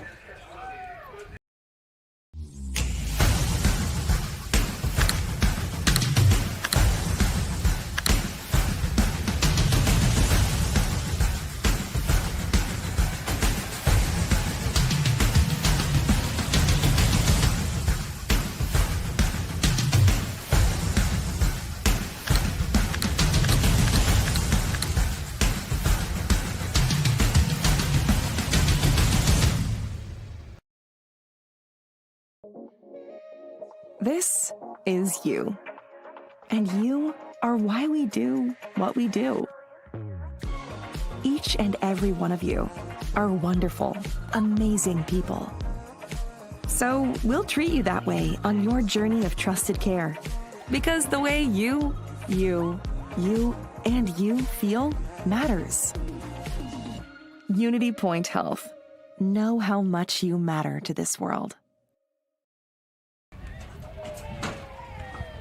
Back here at the Girls State Softball Tournament presented by the Iowa Farm Bureau. And Van Meter, Abby Schoening, getting a little assist to the T-shirt cannon as it didn't get over the top of the net. And took her 2 tries, but she got it over. It's hard to judge the height of that, I guess. But, it is. Anyway, so West Fork. Now we'll go to the top of the 5th inning. And they're right where they want to be against the defending champion. You're tied up, and so that means, anything can happen right now. Anybody's ball game. They've both shown the ability to get runners on and score. And had 2 home runs that were big, that the first by West Fork to put them up by 2, and then Van Meter answered. Dart Danielson, Abby Wells here with you on this 2A semi. Yeah, both offenses have definitely shown up and put the pressure on and proven that they can compete in this game. And right now, it really could go to anyone. It's just who's gonna break through and keep that lead, as we've seen it go back and forth a little bit here. So we'll have the number 9 batter for West Fork, and then the top of the order for them to try to get something working. It's 4 runs and 5 hits for Van Meter, 4 runs on 4 hits and 2 errors for West Fork. And again, taking a hydration break. And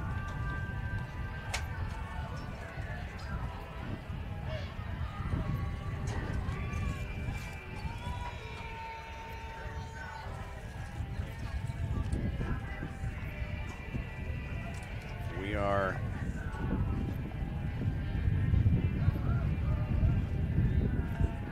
looks like is that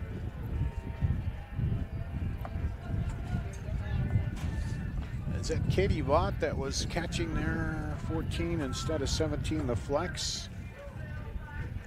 Let me see when she comes back out here.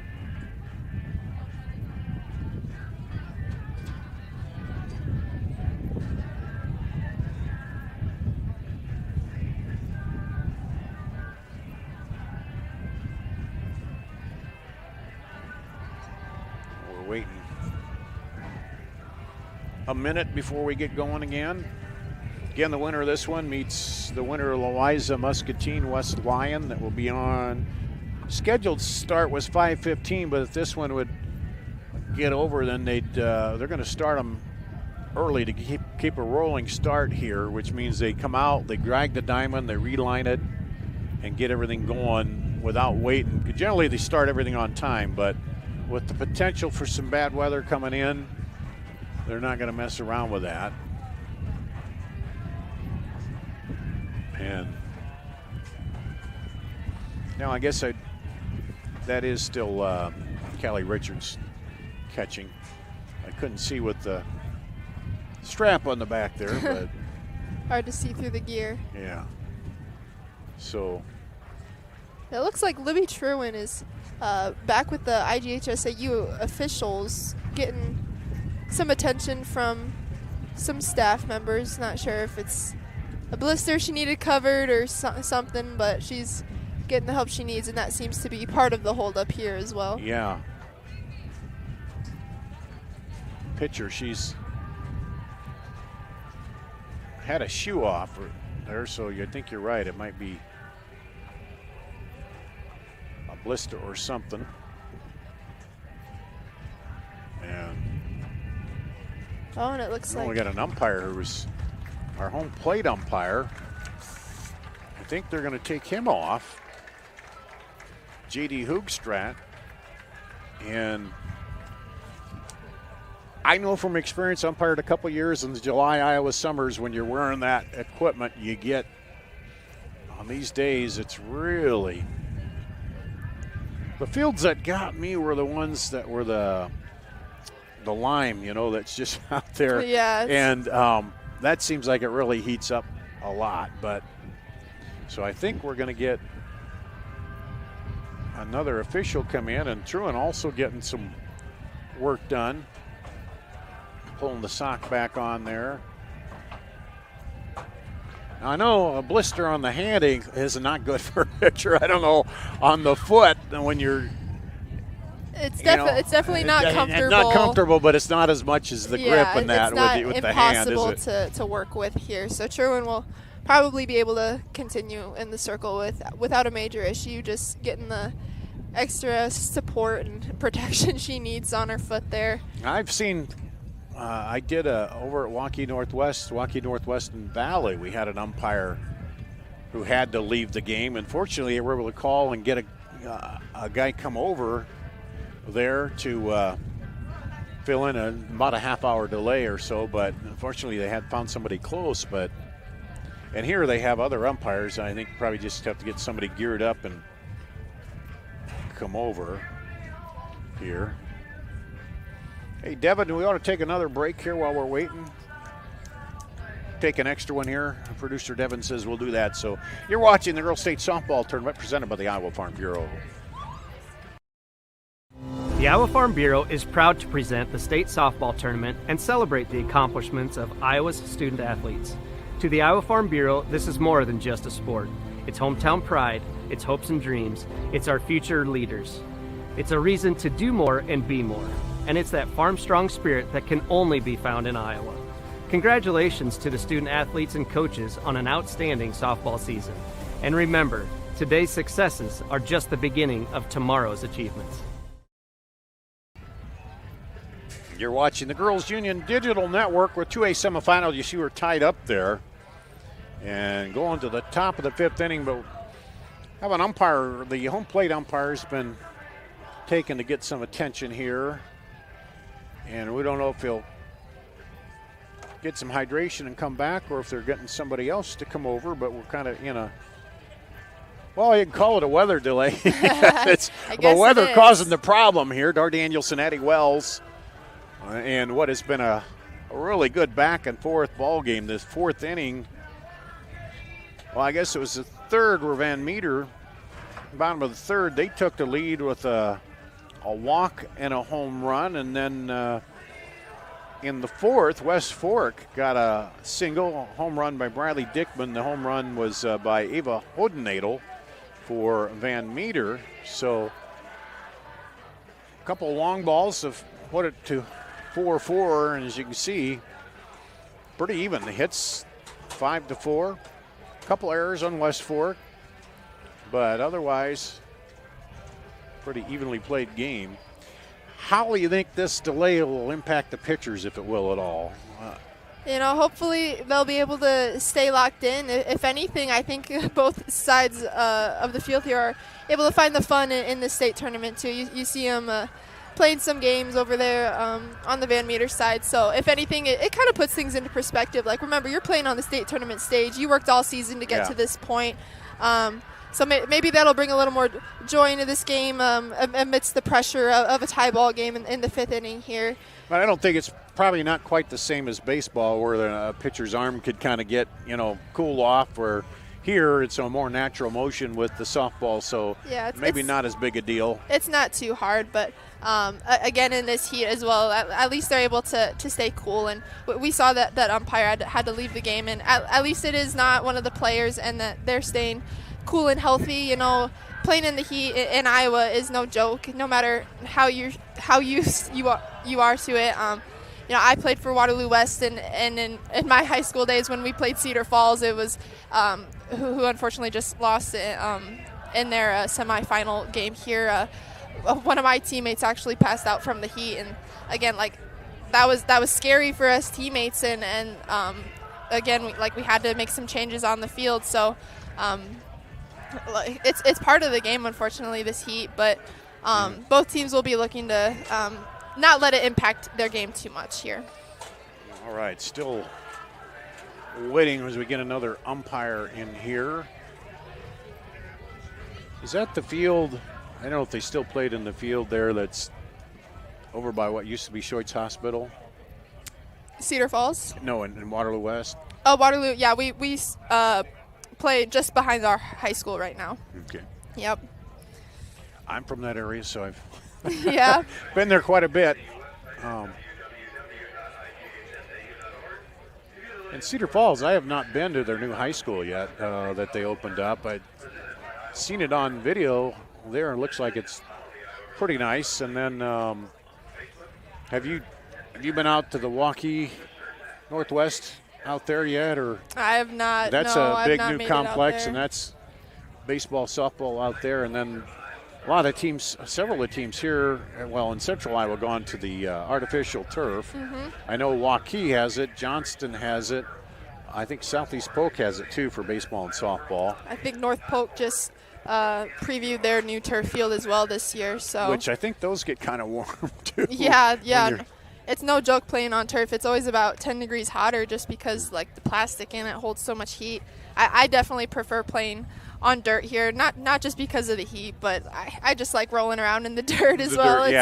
It's part of the aesthetic of the game as well. And that's always interesting in soccer too, because they were playing. A lot of those teams play on the football field that's turf, and then you get to state and it's all grass. Even they moved up to Ames this year, and we had a lot of rain there, but yeah, so it's in fact, the one game I did over at Waukee, we got lightninged out in the second inning as we had storms come in. It's been that kind of a July with all the rain, but there we go. Everybody's cheering the umpire coming back out. And the Van Meter doing the bowing to the umpire there. Glad to see him back out.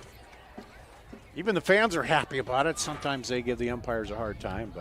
And let me say this, for the girls' union, if you ever had a thought about umpiring, look it up. They can always use umpires, and they give you a lot of training, and you can make a little extra money too. Definitely a nice side gig there. I did it.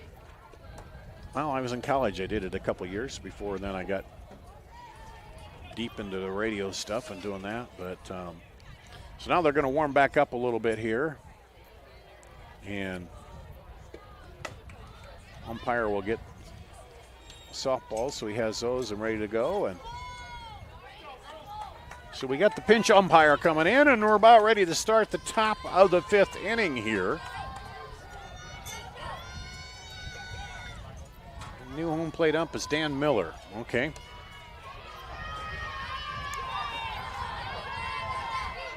So Dan Miller comes in relief.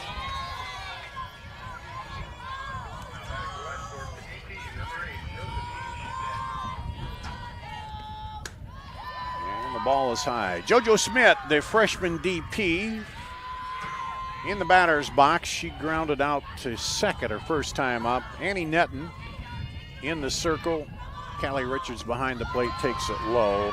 Alice Ruggles at first. Hallie Corrados at second. Finley Netton at short. Mara Corrados at second. Schnell, Vaught, and Prickett, the outfield left to right here to reset the defense for Van Meter. This one's high, right back to us. You heard the big bonk there. Definitely scared me just a little bit. First time that comes back, those that hit the screen almost are more scary than the others because they come at you. It hits the board there, and it kind of wakes you up a little bit. Here's the pitch low, and 4-ball walk here as we get back to action. So that's a big one there for West Fork, because you now turn it over to the top of the order. Abby Schoening, she singled and scored the first run of the game and flied out to first base. Yeah, it seems as if the break allowed the West Fork offense to kind of settle down and stay disciplined to the zone. Now bunt down, they'll go to first, and Schoening gets the sacrifice there for out number 1, sends JoJo Schmidt to second. Yeah, allowed them to settle down and maybe took Netton out of the groove a little bit. Well, we've seen Van Meter play small ball a lot today, so it's about time we see West Fork utilize it again here as well. And now we've got a runner in scoring position, and in a tie ball game, at any point, if you could put a run across that could be game. Dickman sack bunted first time up, then struck out. Takes a strike there. I remember we have that new umpire that came in, Dan Miller, but and both teams are grateful that this game is able to carry on, but now both the pitcher and the hitters have to remember that now there's maybe a new zone. Maybe a little different zone. This one fouled off. Umpires do have a little bit of difference sometimes when they call it. They're all pretty good around the plate, but state tournament, you got the best of the best here. So but you kind of knew really, okay, he's calling that pitch a strike. That's where it's going to be, and now you reset it here. But 0-2 ahead of the batter here is Netton. Delivers right by, blew it by Presley Dickman for the strikeout. And It's the 4th strikeout she's had since she's come on in relief. Brings up Joanna Wallace, walked, stole a base and scored, grounded out. 0 for 1 with the run scored. Now a runner at second with 2 outs. This one lifted high. Center fielder coming up and will make a short, shallow center field. So after a long wait, no runs, no hits, no errors, 1 left on base here. We'll go to the bottom of the 5th with Van Meter now a chance to come up. And tied 4-4 here at the Girls State Softball Tournament presented by the Iowa Farm Bureau. Here in Greater Des Moines, we're the unexpected sports mecca that feels like home. We are the big ballers, the little kickers, the underdogs, and the bulldogs. We've got events wacky and wild, big and small, we host them all. That old sports cliche, nobody believes in us? Nah, you come here, you'll believe it. Because in Des Moines, only the S's are silent. Let's go! At MidAmerican Energy, we're one company serving 1.6 million people who all need energy that's available 24/7. That's why we work 24/7. That's why we make investments in our systems that make us more resilient to extreme weather. That's why we generate power from all available resources to cover the variables in supply and demand. And that's why when the power is knocked out, we work around the clock to restore power to you. MidAmerican Energy, obsessively, relentlessly at your service. 5th, Callie Richards, the senior catcher, will lead it off. Reached on an error, grounded out 0 for 2 on the day in a tie ball game here. Corners in just a bit, anticipating maybe a bunt. She takes a strike.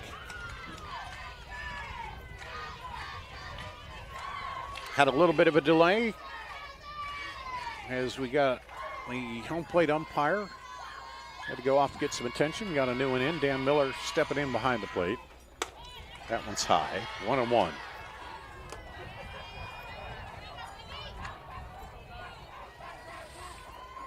And you see the outfield camera now more steady as the breeze has eased up just a bit. Well, just as I say that, we get a gust. But 1-1. Ripped right through into center field for a leadoff single in the bottom of the 5th inning here for Callie Richards. Great job driving that right back up the middle. There was just out of the reach of True in there in the circle, and she's able to be aboard. And again, put the pressure on the defense here. Now in the 5th inning, both leadoff hitters have been able to reach base. West Fork wasn't able to score, but now Van Meter will attempt to. Ivy Vaught will come in to pinch run for an IMT insurance substitution. And Ava Hohenadel, last time she was up, she tied the ball game with a runner on base after a walk. So we'll see if Truen is a little more careful here with Hohenadel. She squares to bunt, pulls it back. Takes a strike. You've got to admire a hitter that can play both long ball and small ball here. Well, I don't know if she was thinking they were going to get the runner to go or what, but she showed bunt there. Now it's 0-1. Now she's straight up. Rips one there. Came a little inside on her. Nice pitch. They came in on the hands, take away a little bit of the power. Definitely a pitcher's pitch there from Libby Trowin in the circle, and a nice job getting the bat up there and fouling it off, but just needs to either lay off that or be able to get the barrel out more in front to square that up. Okay, here we go, 0-2. Runner at first to Hohenadel. She took it out of the park last time up.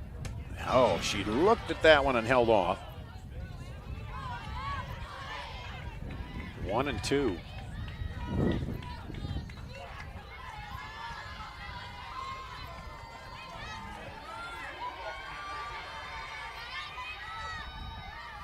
Truen checks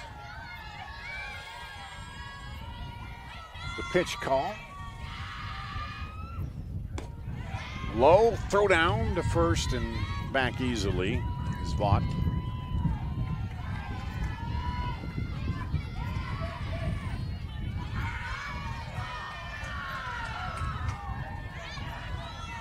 2-2 count. See what Truan brings. The Hohenadel, the designated player. This one lifted on the right side high. First baseman gets it, stumbles back over the bag, but makes the out. Brooke Rother, good play there. That's the second wonky catch of this game that we've seen with them having to dance around the base. Yeah, she got into the coach last time, and this time, you're down over here, on third base.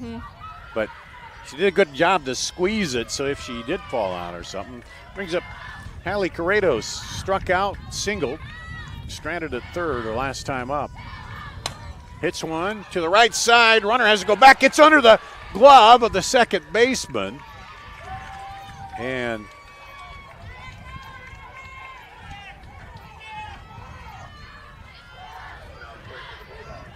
score that a single, I think. Brings up Bianca Prickett. She singled and scored and grounded out the second. So runners first and second, one out. Senior right fielder at the plate.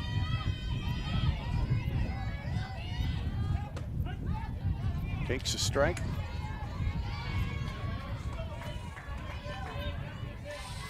You know, Van Meter's itching to get some running going on the base paths. That's what they've done all day. That's what they did in that quarterfinal round game. So we'll see what they do here now. This one. Oh, caught, diving catch. Oh, she tried to go back to second, which held it up. She might have had the double play going to second, but good job by Presley Dickman. Yeah, that was a great catch there, and she definitely came up ready and looking for that double play opportunity. Usually you want to look not for the lead runner, but for the trail runner in those cases. But since that catch took her deep in the 5-6 hole, it was hard for her to get up and be able to make a good play and a good throw to the right side of the field to any of those bases. Brings up Mara Corrados. She's grounded out twice. Wide pitch. It's snagged by Schoening. She might have been worried about the second baseman coming over, because the thing you don't want to do is throw it into center field.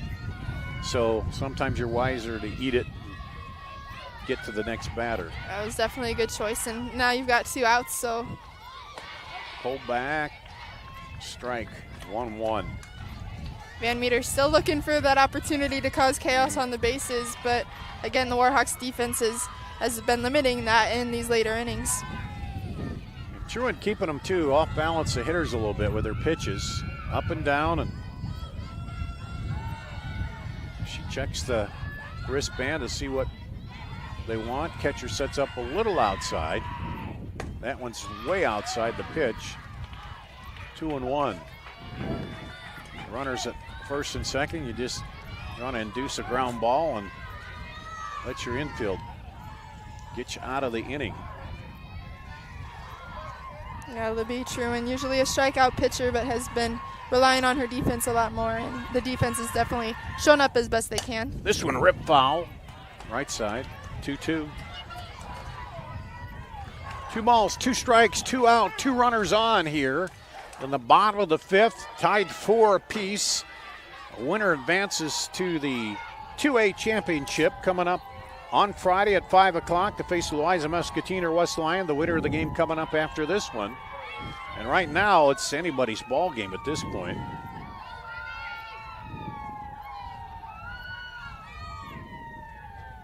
Swing and a miss, struck her out. Big play with 2 runners on to end the inning. No runs, 2 hits, no errors, and 2 left on base. At the end of 5 complete, we go to the top of the 6th. It'll be the 4, 5, 6 batters for West Fork as we're tied up here at the Girls State Softball Tournament presented by the Iowa Farm Bureau. We know that carrying your groceries out to your car seems a bit old school. That saying hello and asking about your day feels like a thing of the past. Being best at fresh, it's not just a fad. Serving high-quality meat at affordable prices, talk about a throwback. But at Fairway, that's kind of our thing. Because some things never go out of style. Friendly at Fairway. It's more than just a name.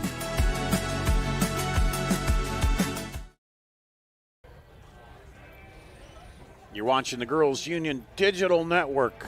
Tight matchup here in Class 2A semifinal. Van Meter and West Fork. 4-4. As Van Meter pulled ahead with a homer, 2-run homer, and then West Fork came right back with their own 2-run homer. And both teams have gotten some runners on, tried to get them across, but Van Meter strands 2 in that last inning. Dart Danielson with you here. And we're going on another hydration break here. Addie Wells alongside. So you got the meat of the order, 4, 5, 6 coming up for West Fork. They've had some production there. A couple singles, the homer from Riley Dickman. So coach is probably saying, hey, focus in. You know, you can't waste any at bat at this point. You need to try to get some runners on and get them in. Yeah, again, we've seen those big hits produced at the right time, but they're most effective when you've got runners on base. So as hitters, you're not trying to do too much. You are trying to put a good swing on a good pitch here, but you're thinking, let's just get base runners. Let's move them across the board, and if they go, they go. And West Fork knows that they can go with ease sometimes. So again, keeping things simple here will be beneficial for both teams. We also had new umpire come in and behind the plate after umpire who was here got a little warm, so took him out, and now back out comes Van Meter. Annie Netton, who came on in the first inning after 4 batters, and West Fork got up by 2, and she's given up 2 runs on the single home run, but has been pretty steady since then. Callie Richards catching, Alice Ruggles at first, Hallie Corrados at second, Finley Netton at shortstop, Mara Corrados at third base, Maddie Schnell, Katie Vaught, and Bianca Prickett, the outfield left to right here for the Van Meter defense, and Libby Truon, the pitcher, trying to get on and help her own cause here again. She singled and flied out, 1 for 2 on the day for the senior.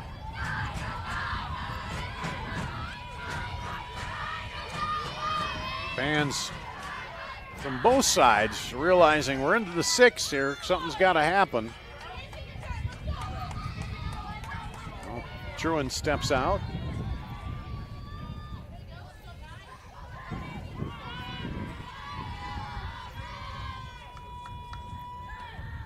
And holds off that first pitch. Did everything she could to put the brakes on at the last second there. Definitely looked enticing coming in and just rose above that strike zone there.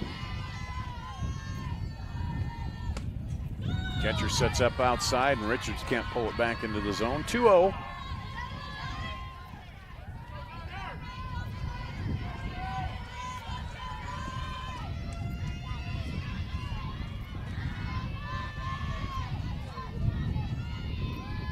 Netton wheels. Oh, hit her. Oh, and that one hurt too. Holding the arm as she runs down to first. It's not easy to get hit in that elbow. It can really sting sometimes. And we'll have a pinch runner for Truon for an IMT insurance substitution. Learn how you can be worry-free at imtims.com. Kira Wood on the run now, representing the go-ahead run. No outs. And here is Brooke Rother. Got a sacrifice, a single, and then scored on the homer. So 1 for 1 with a run scored. Here and a runner at first. This one, rip foul. Just foul. Down the left field line. Boy, jumped on that one, didn't she? Yeah, she's definitely attacking the pitches she wants to. And in that last at-bat where she finally recorded her first hit of the tournament, it was the first pitch that she saw of the at-bat. So she's definitely settling in, a little more comfortable with what she's seeing from Netton here. Netton looks in. Deals low. 1-1. Coach coming out, wants to talk it over a little bit. Kind of settle his pitcher down maybe a bit and then talk to defensively. What you're going to do. You know, Rother can produce some big hits, and then again, Briley Dickman right after her had that 2-run home run. So you're definitely looking to keep Rother off the bases if possible and limit the damage here. So definitely just trying to settle down his defense and remind them that they also have the bats that can back up their defense. So let's just find a way to limit the damage and get 3 outs and get back up to bat. And Rother, not as quick a runner probably, so you talk about that too. Do we go to get 1 or what do we do? Here's the 1-1. And Netton comes right back at her, goes up 1-2.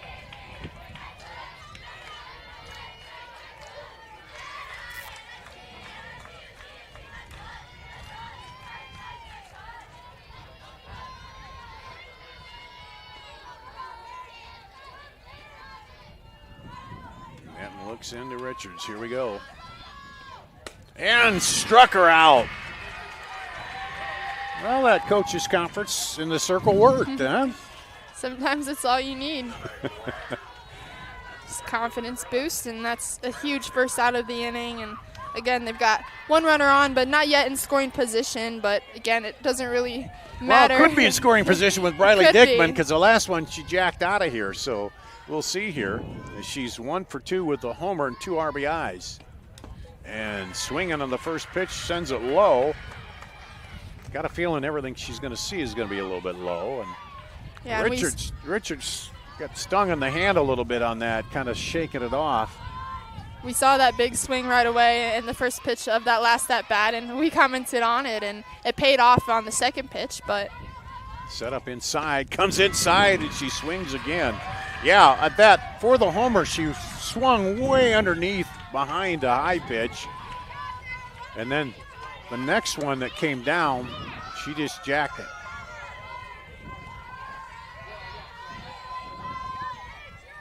Here's the 0-2. Comes at her, swings, misses, first base is occupied.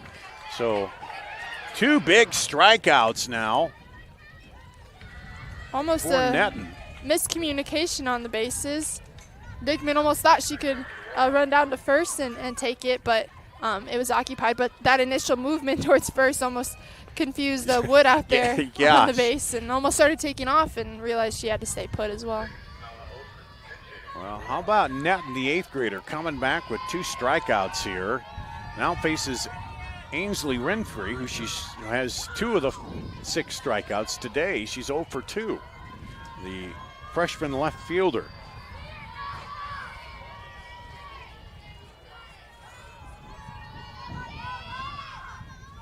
That one low. And I think she did learn to go back to that Dickman on the home run. That first pitch came up high and she swung at it, so maybe lulled Netton into giving her one a little better pitch and she put it out, but that time nothing good. Here's the 1-0. Swing and miss at the high outside pitch. Here Coach Winfrey tell him, hey, settle down.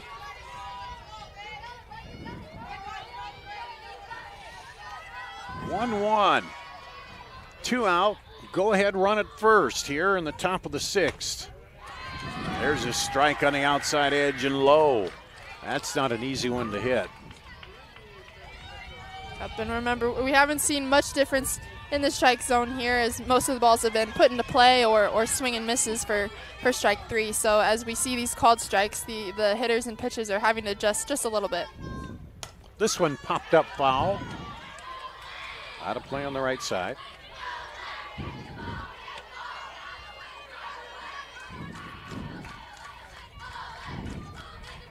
And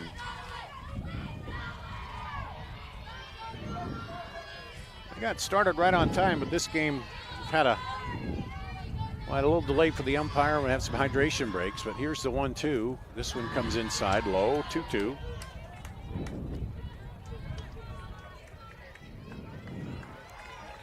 Looks like Winfrey almost thought that was ball 4, but we're even here. Or maybe she thought it hit her. That could be. And struck her out. Strikes out the side after hitting the leadoff batter. And West Fork, no runs and no hits, no errors, and 1 left on. We go to the bottom of the 6th.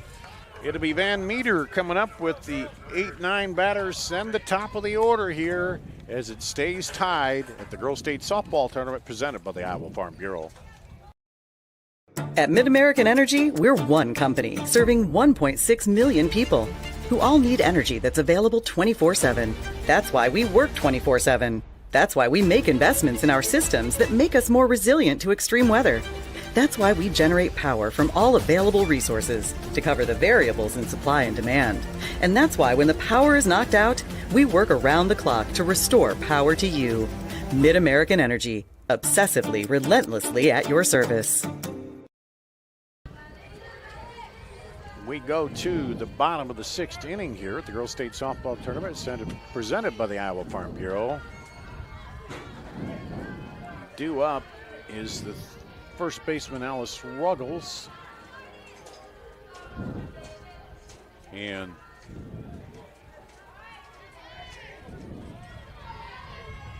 then Netton. Ruggles got an RBI bunt and flied out 1 for 2 today.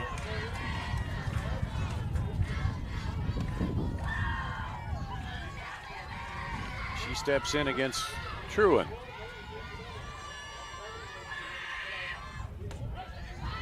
There's a strike on the first pitch. Truan's gone the whole way.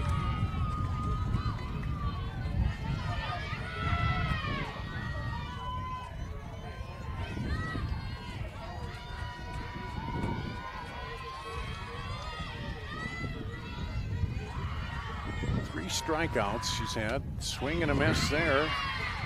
0-2. Definitely not Truan's best performance, at least statistically, but she's done enough to keep the Warhawks in this ball game, and we're still even in the 6th. Yeah, and then you got to consider the way that Van Meter just battles and battles at the plate, and both these teams have done that today against these pitchers. But the 0-2 pitch now to Ruggles. And that's high. 1-2.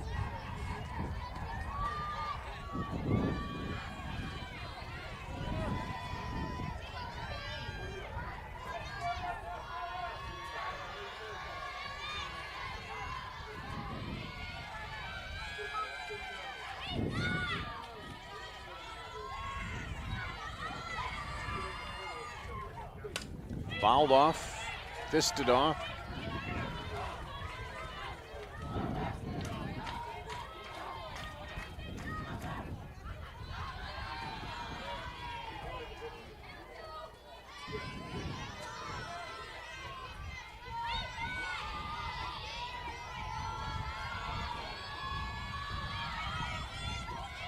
One, two.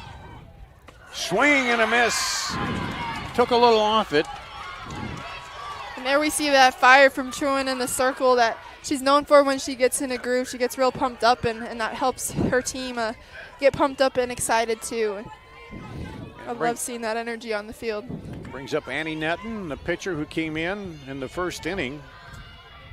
Kind of shut off the rally held West Fork to 2 runs at that point. Takes a strike.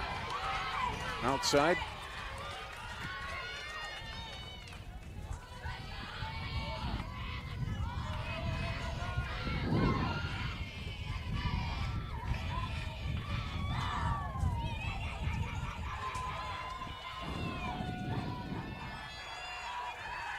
Squares, bunts it foul.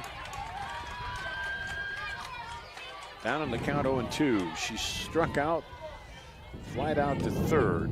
0 for 2. At this point in the game, I like the bunt attempt. You've got to get a base runner, and it's been a while since they've pushed one across. It was the 3rd inning since they've been able to score against West Fork here. So trying to play small ball again and get base runners is a good choice here. Strike, got her looking.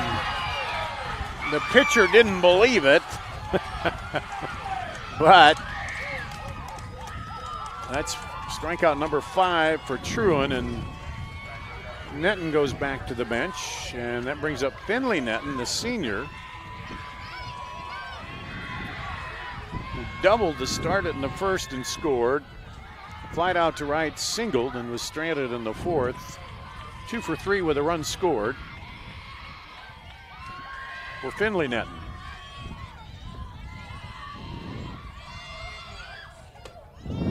Takes high.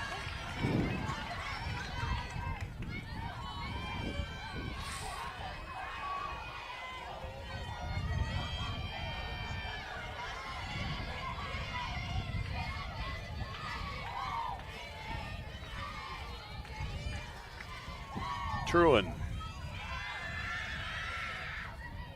Slow, and Netton golfs at it, and it's 1-1. And you can see how dangerous she is on both ends of the zone here. She can get swings and misses at the top, and she can get swings and misses at the bottom of the zone here. So it's very, very hard to go up against Truan here. And Truan seems to be finding a groove now and settling in and dominating these last couple batters. Rise ball, she holds off. 2-1.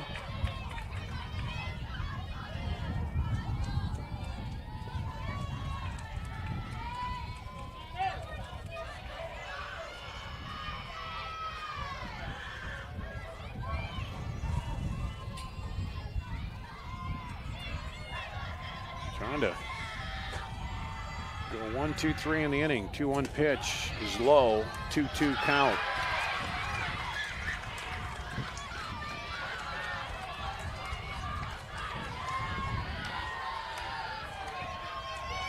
It's a great pitch from Truan. It's a hard pitch to hit if you're Netton here, but with 2 strikes, you've got to protect now. 2 balls, 2 strikes, 2 outs. Truan fouled straight back.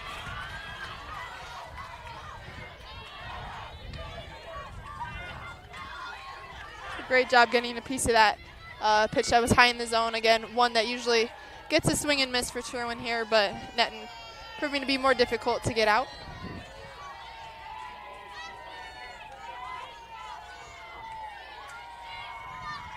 You see the dust there as Netton cleans the rubber a little bit. Field dried out a bit. Still a little chunky though here and there, I think, just from the wetness of the past.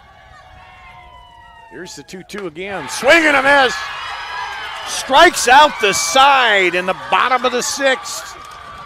We'll go to the top of the 7th here with West Fork bringing up the 8-9, then the top of the order, looking to take the lead late at the Girls State Softball Tournament presented by the Iowa Farm Bureau.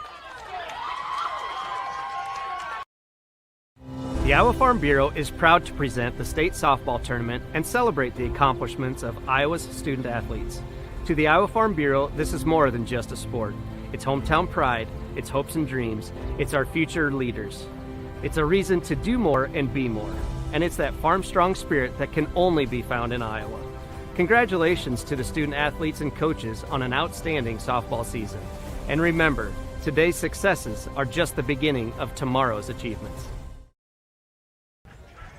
Here at the Girls State Softball Tournament presented by the Iowa Farm Bureau, we go to the top of the 7th. This is about as close as you can get. It's 4 runs on 6 hits, no errors for Van Meter. 4 runs on 4 hits, 3 errors for West Fork. West Fork will be coming up to bat. It'll be the 8-9 batters in the top of the order. And a couple of lead changes. Van Meter took the lead on a 2-run homer. Then West Fork took it back in the 4th on a 2-run homer. And we haven't had any scoring since then. Each one's had a few base runners, although, well, yeah, it looked like Van Meter had a few more base runners, Addie Wells, but man, how about Truan, though, striking out the side in that last inning there? Well, that's the Truan we're used to seeing here in her prime and at the state tournament, where she gets pumped up, and I think once she gets in that groove and she's found those weak points of the Van Meter offense, and but finds just where the umpire will call those strikes as well, then she's able to attack that and really hone in on that, and that's her strength, and that's also what Van Meter is going to have to adjust to quickly here as we enter the 7th inning. Well, Van Meter first needs to shut down West Fork in the 7th, but West Fork, of course, have other ideas about that. They had their pitcher got hit, Truan, on the elbow, and then it was Netton who struck out the side to end the 6th. So both these batters working on 3 straight strikeouts, or both these hitters, I should say. And Netton, who came on after 4 batters in the first, has had 6 strikeouts, I believe. 1, 2, 3, 4, 5, 6. I'll make that 7. 7 strikeouts, I think. So here we go. IGHSAU flied out to right, grounded out to second. Now here's where that bottom of the order, they could get you lighted and ignite a run here. IGHSAU, the second baseman, steps in against Netton. It's right to the second baseman. Handcuffed a little bit, but good job by Haley Corrados to take her time, field that, and get out number 1. Probably a good decision to give yourself some space and let the ball take a nice easy hop into the glove there. She could have gone forward and tried to get it on the short hop, but again, with how soft it was hit, it was probably wise to just let it play out. You're close enough to first base, you can still make that play. JoJo Schmidt fouls off the first pitch. She's grounded out to second and walked and was stranded in the 5th. So 0 for 1 on the day. The freshman DP.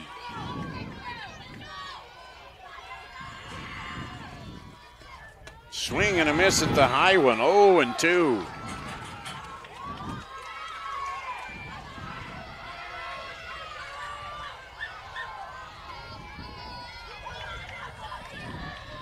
Netton ready to go. Outside. Schmidt holding on, 1-2. Good pitch call after getting that swing and miss on the high inside rise ball. So going outside, making that pitch even more untouchable is a good 0-2 pitch. Spins the ball on the fingers, ready to go. Catcher sets up outside, comes inside and caught her. Looking for out number 2 here. So West Fork down to the final out in regulation play to get something going here. Abby Schoening, she singled the lead off the game, scored, flied out to first, and then had a sac bunt. So 1 for 2 with a run scored for the catcher. That one high, ball 1. Kind of interesting how Richards set up inside on that last one, but it came right down, or outside, and it came right down the tube and Kind of fooled Smith, but here we are with the 1-0. This one lifted toward right. Right fielder took a step back, Bianca Prickett, and then made the play. So West Fork goes down in order in the top of the 7th. Defending champs come up with the chance to win it and advance to the title again with a run in this bottom of the 7th here. Stick with us at the Girls State Softball Tournament presented by the Iowa Farm Bureau. At MidAmerican Energy, we're one company serving 1.6 million people who all need energy that's available 24/7. That's why we work 24/7. That's why we make investments in our systems that make us more resilient to extreme weather. That's why we generate power from all available resources to cover the variables in supply and demand. And that's why when the power is knocked out, we work around the clock to restore power to you. MidAmerican Energy, obsessively, relentlessly at your service. You're watching the Girls Union Digital Network powered by MidAmerican Energy. We go to the bottom of the 7th inning. It'll be the 2-3-4 batters due up for Van Meter with the score tied 4-4. Libby Truin, who's gone the whole way, she took one off the elbow while batting in the last inning, but hasn't bothered her. She struck out the side in the bottom of the 6th. Maddie Schnell, the freshman left fielder, grounded out, walked and scored and grounded out. 0 for 2 with a walk and a run scored. So right now, Addie Wells, just any base runner, you get a base runner on, all you got to do is get him to home and you're on to the title game again. Absolutely. The Warhawks definitely need to play their best defense here, try to limit base runners, and Van Meter just needs one. And again, it doesn't have to be one big swing. One person doesn't have to be the hero here. It can. Van Meter has proven they can play small ball, they can play long ball, they can move runners across by passing the bat. So it could really go 50-50 which way this goes. And Truin's been dealing strikes. That one a strike. This one ripped right at the third baseman. Shortstop comes up but won't get it in time. I think they'll probably score that a hit as hard as that was hit. We'll see.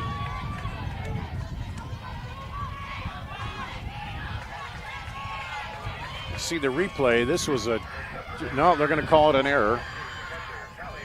This was a hard hit ball, really hard for Peterson to handle at third base. You saw she was able to knock it down just enough. There was somewhat of a play on it, but Dickman just couldn't get it over there in time. Brings up Callie Richards, the catcher, and runner going safe. Really close play there, but Schnell was able to just slide in under the tag. Schoening with a good throw. Now they're going to have you'll see the replay here. Through down, you're right. She just got in there. It was a great slide, but Schoening made a really good throw. Yeah, you couldn't ask for much better of a throw there, but there was a slight hesitation when she came up to make the throw, and that might have been the difference between Schnell being safe or out there. So Callie Richards reached on an error, grounded out, got a single. She's 1 for 3 today and has a 1-ball count. And here's where we've talked about it all day, and it was in the quarterfinal round. They like to run the bases and put the pressure on you. And right now, in the mind of the defense, one mistake and your season is over. So I wouldn't be surprised if they attempt that fake button run here to get Schnell to third. But also the Warhawk defense has been very aware of that, and you don't want to run Schnell out of the bases either. You want to keep her in scoring position here. And swinging away, though, is Richards, the senior catcher. Hohenadel on deck. She went yard in the third to tie it up. So that's also a factor adding into it all here, the drama at the Girls State Softball Tournament presented by the Iowa Farm Bureau. 1-1 count to the batter, Truin. He's had a good game, great game today, really. There's the bunt over to third. They'll go to first. No, they won't. Now they're going to get in the pickle trying to score the run, but they're trying to get the ball back to the circle. Another defensive miscommunication for the Warhawks. Again, she picked it up, and the only play was first base, but both the Hutchison at second was more focused on the lead runner there that got to third and thought that they were going to make a play on her instead. I think they're going to walk Hohennaedel here. Let's see.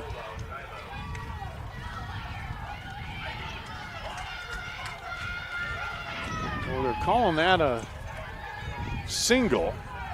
Well, that doesn't matter. The runner at first. It's a runner at third, which would end the game. Hohennaedel steps in, grounded out, homered in the third, a 2-run homer, and then flied out to the first baseman.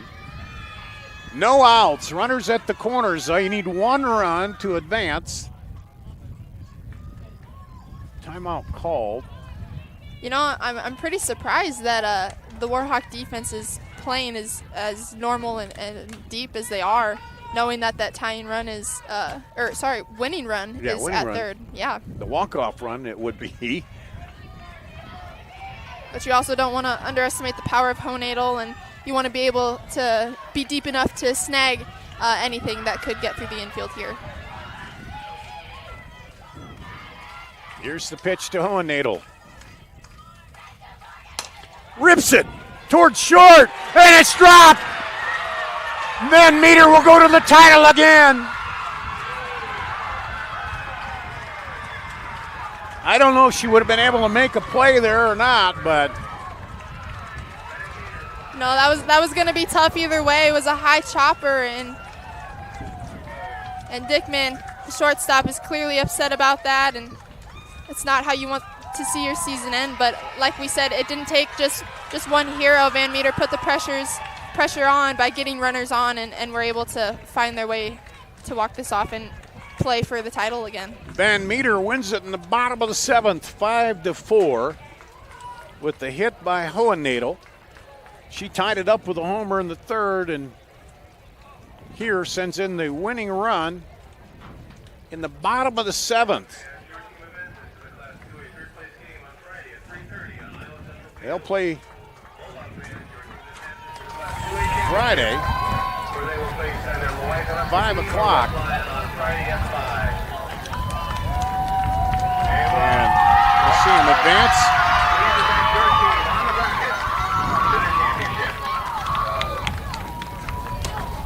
Well, Addie Wells, thank you very much. Great game. An exciting one to do here in this 2A semifinal. Thanks to Devin running the controls. That's going to wrap it up. I'm Dar Danielson at the Girls State Softball Tournament presented by the Iowa Farm Bureau.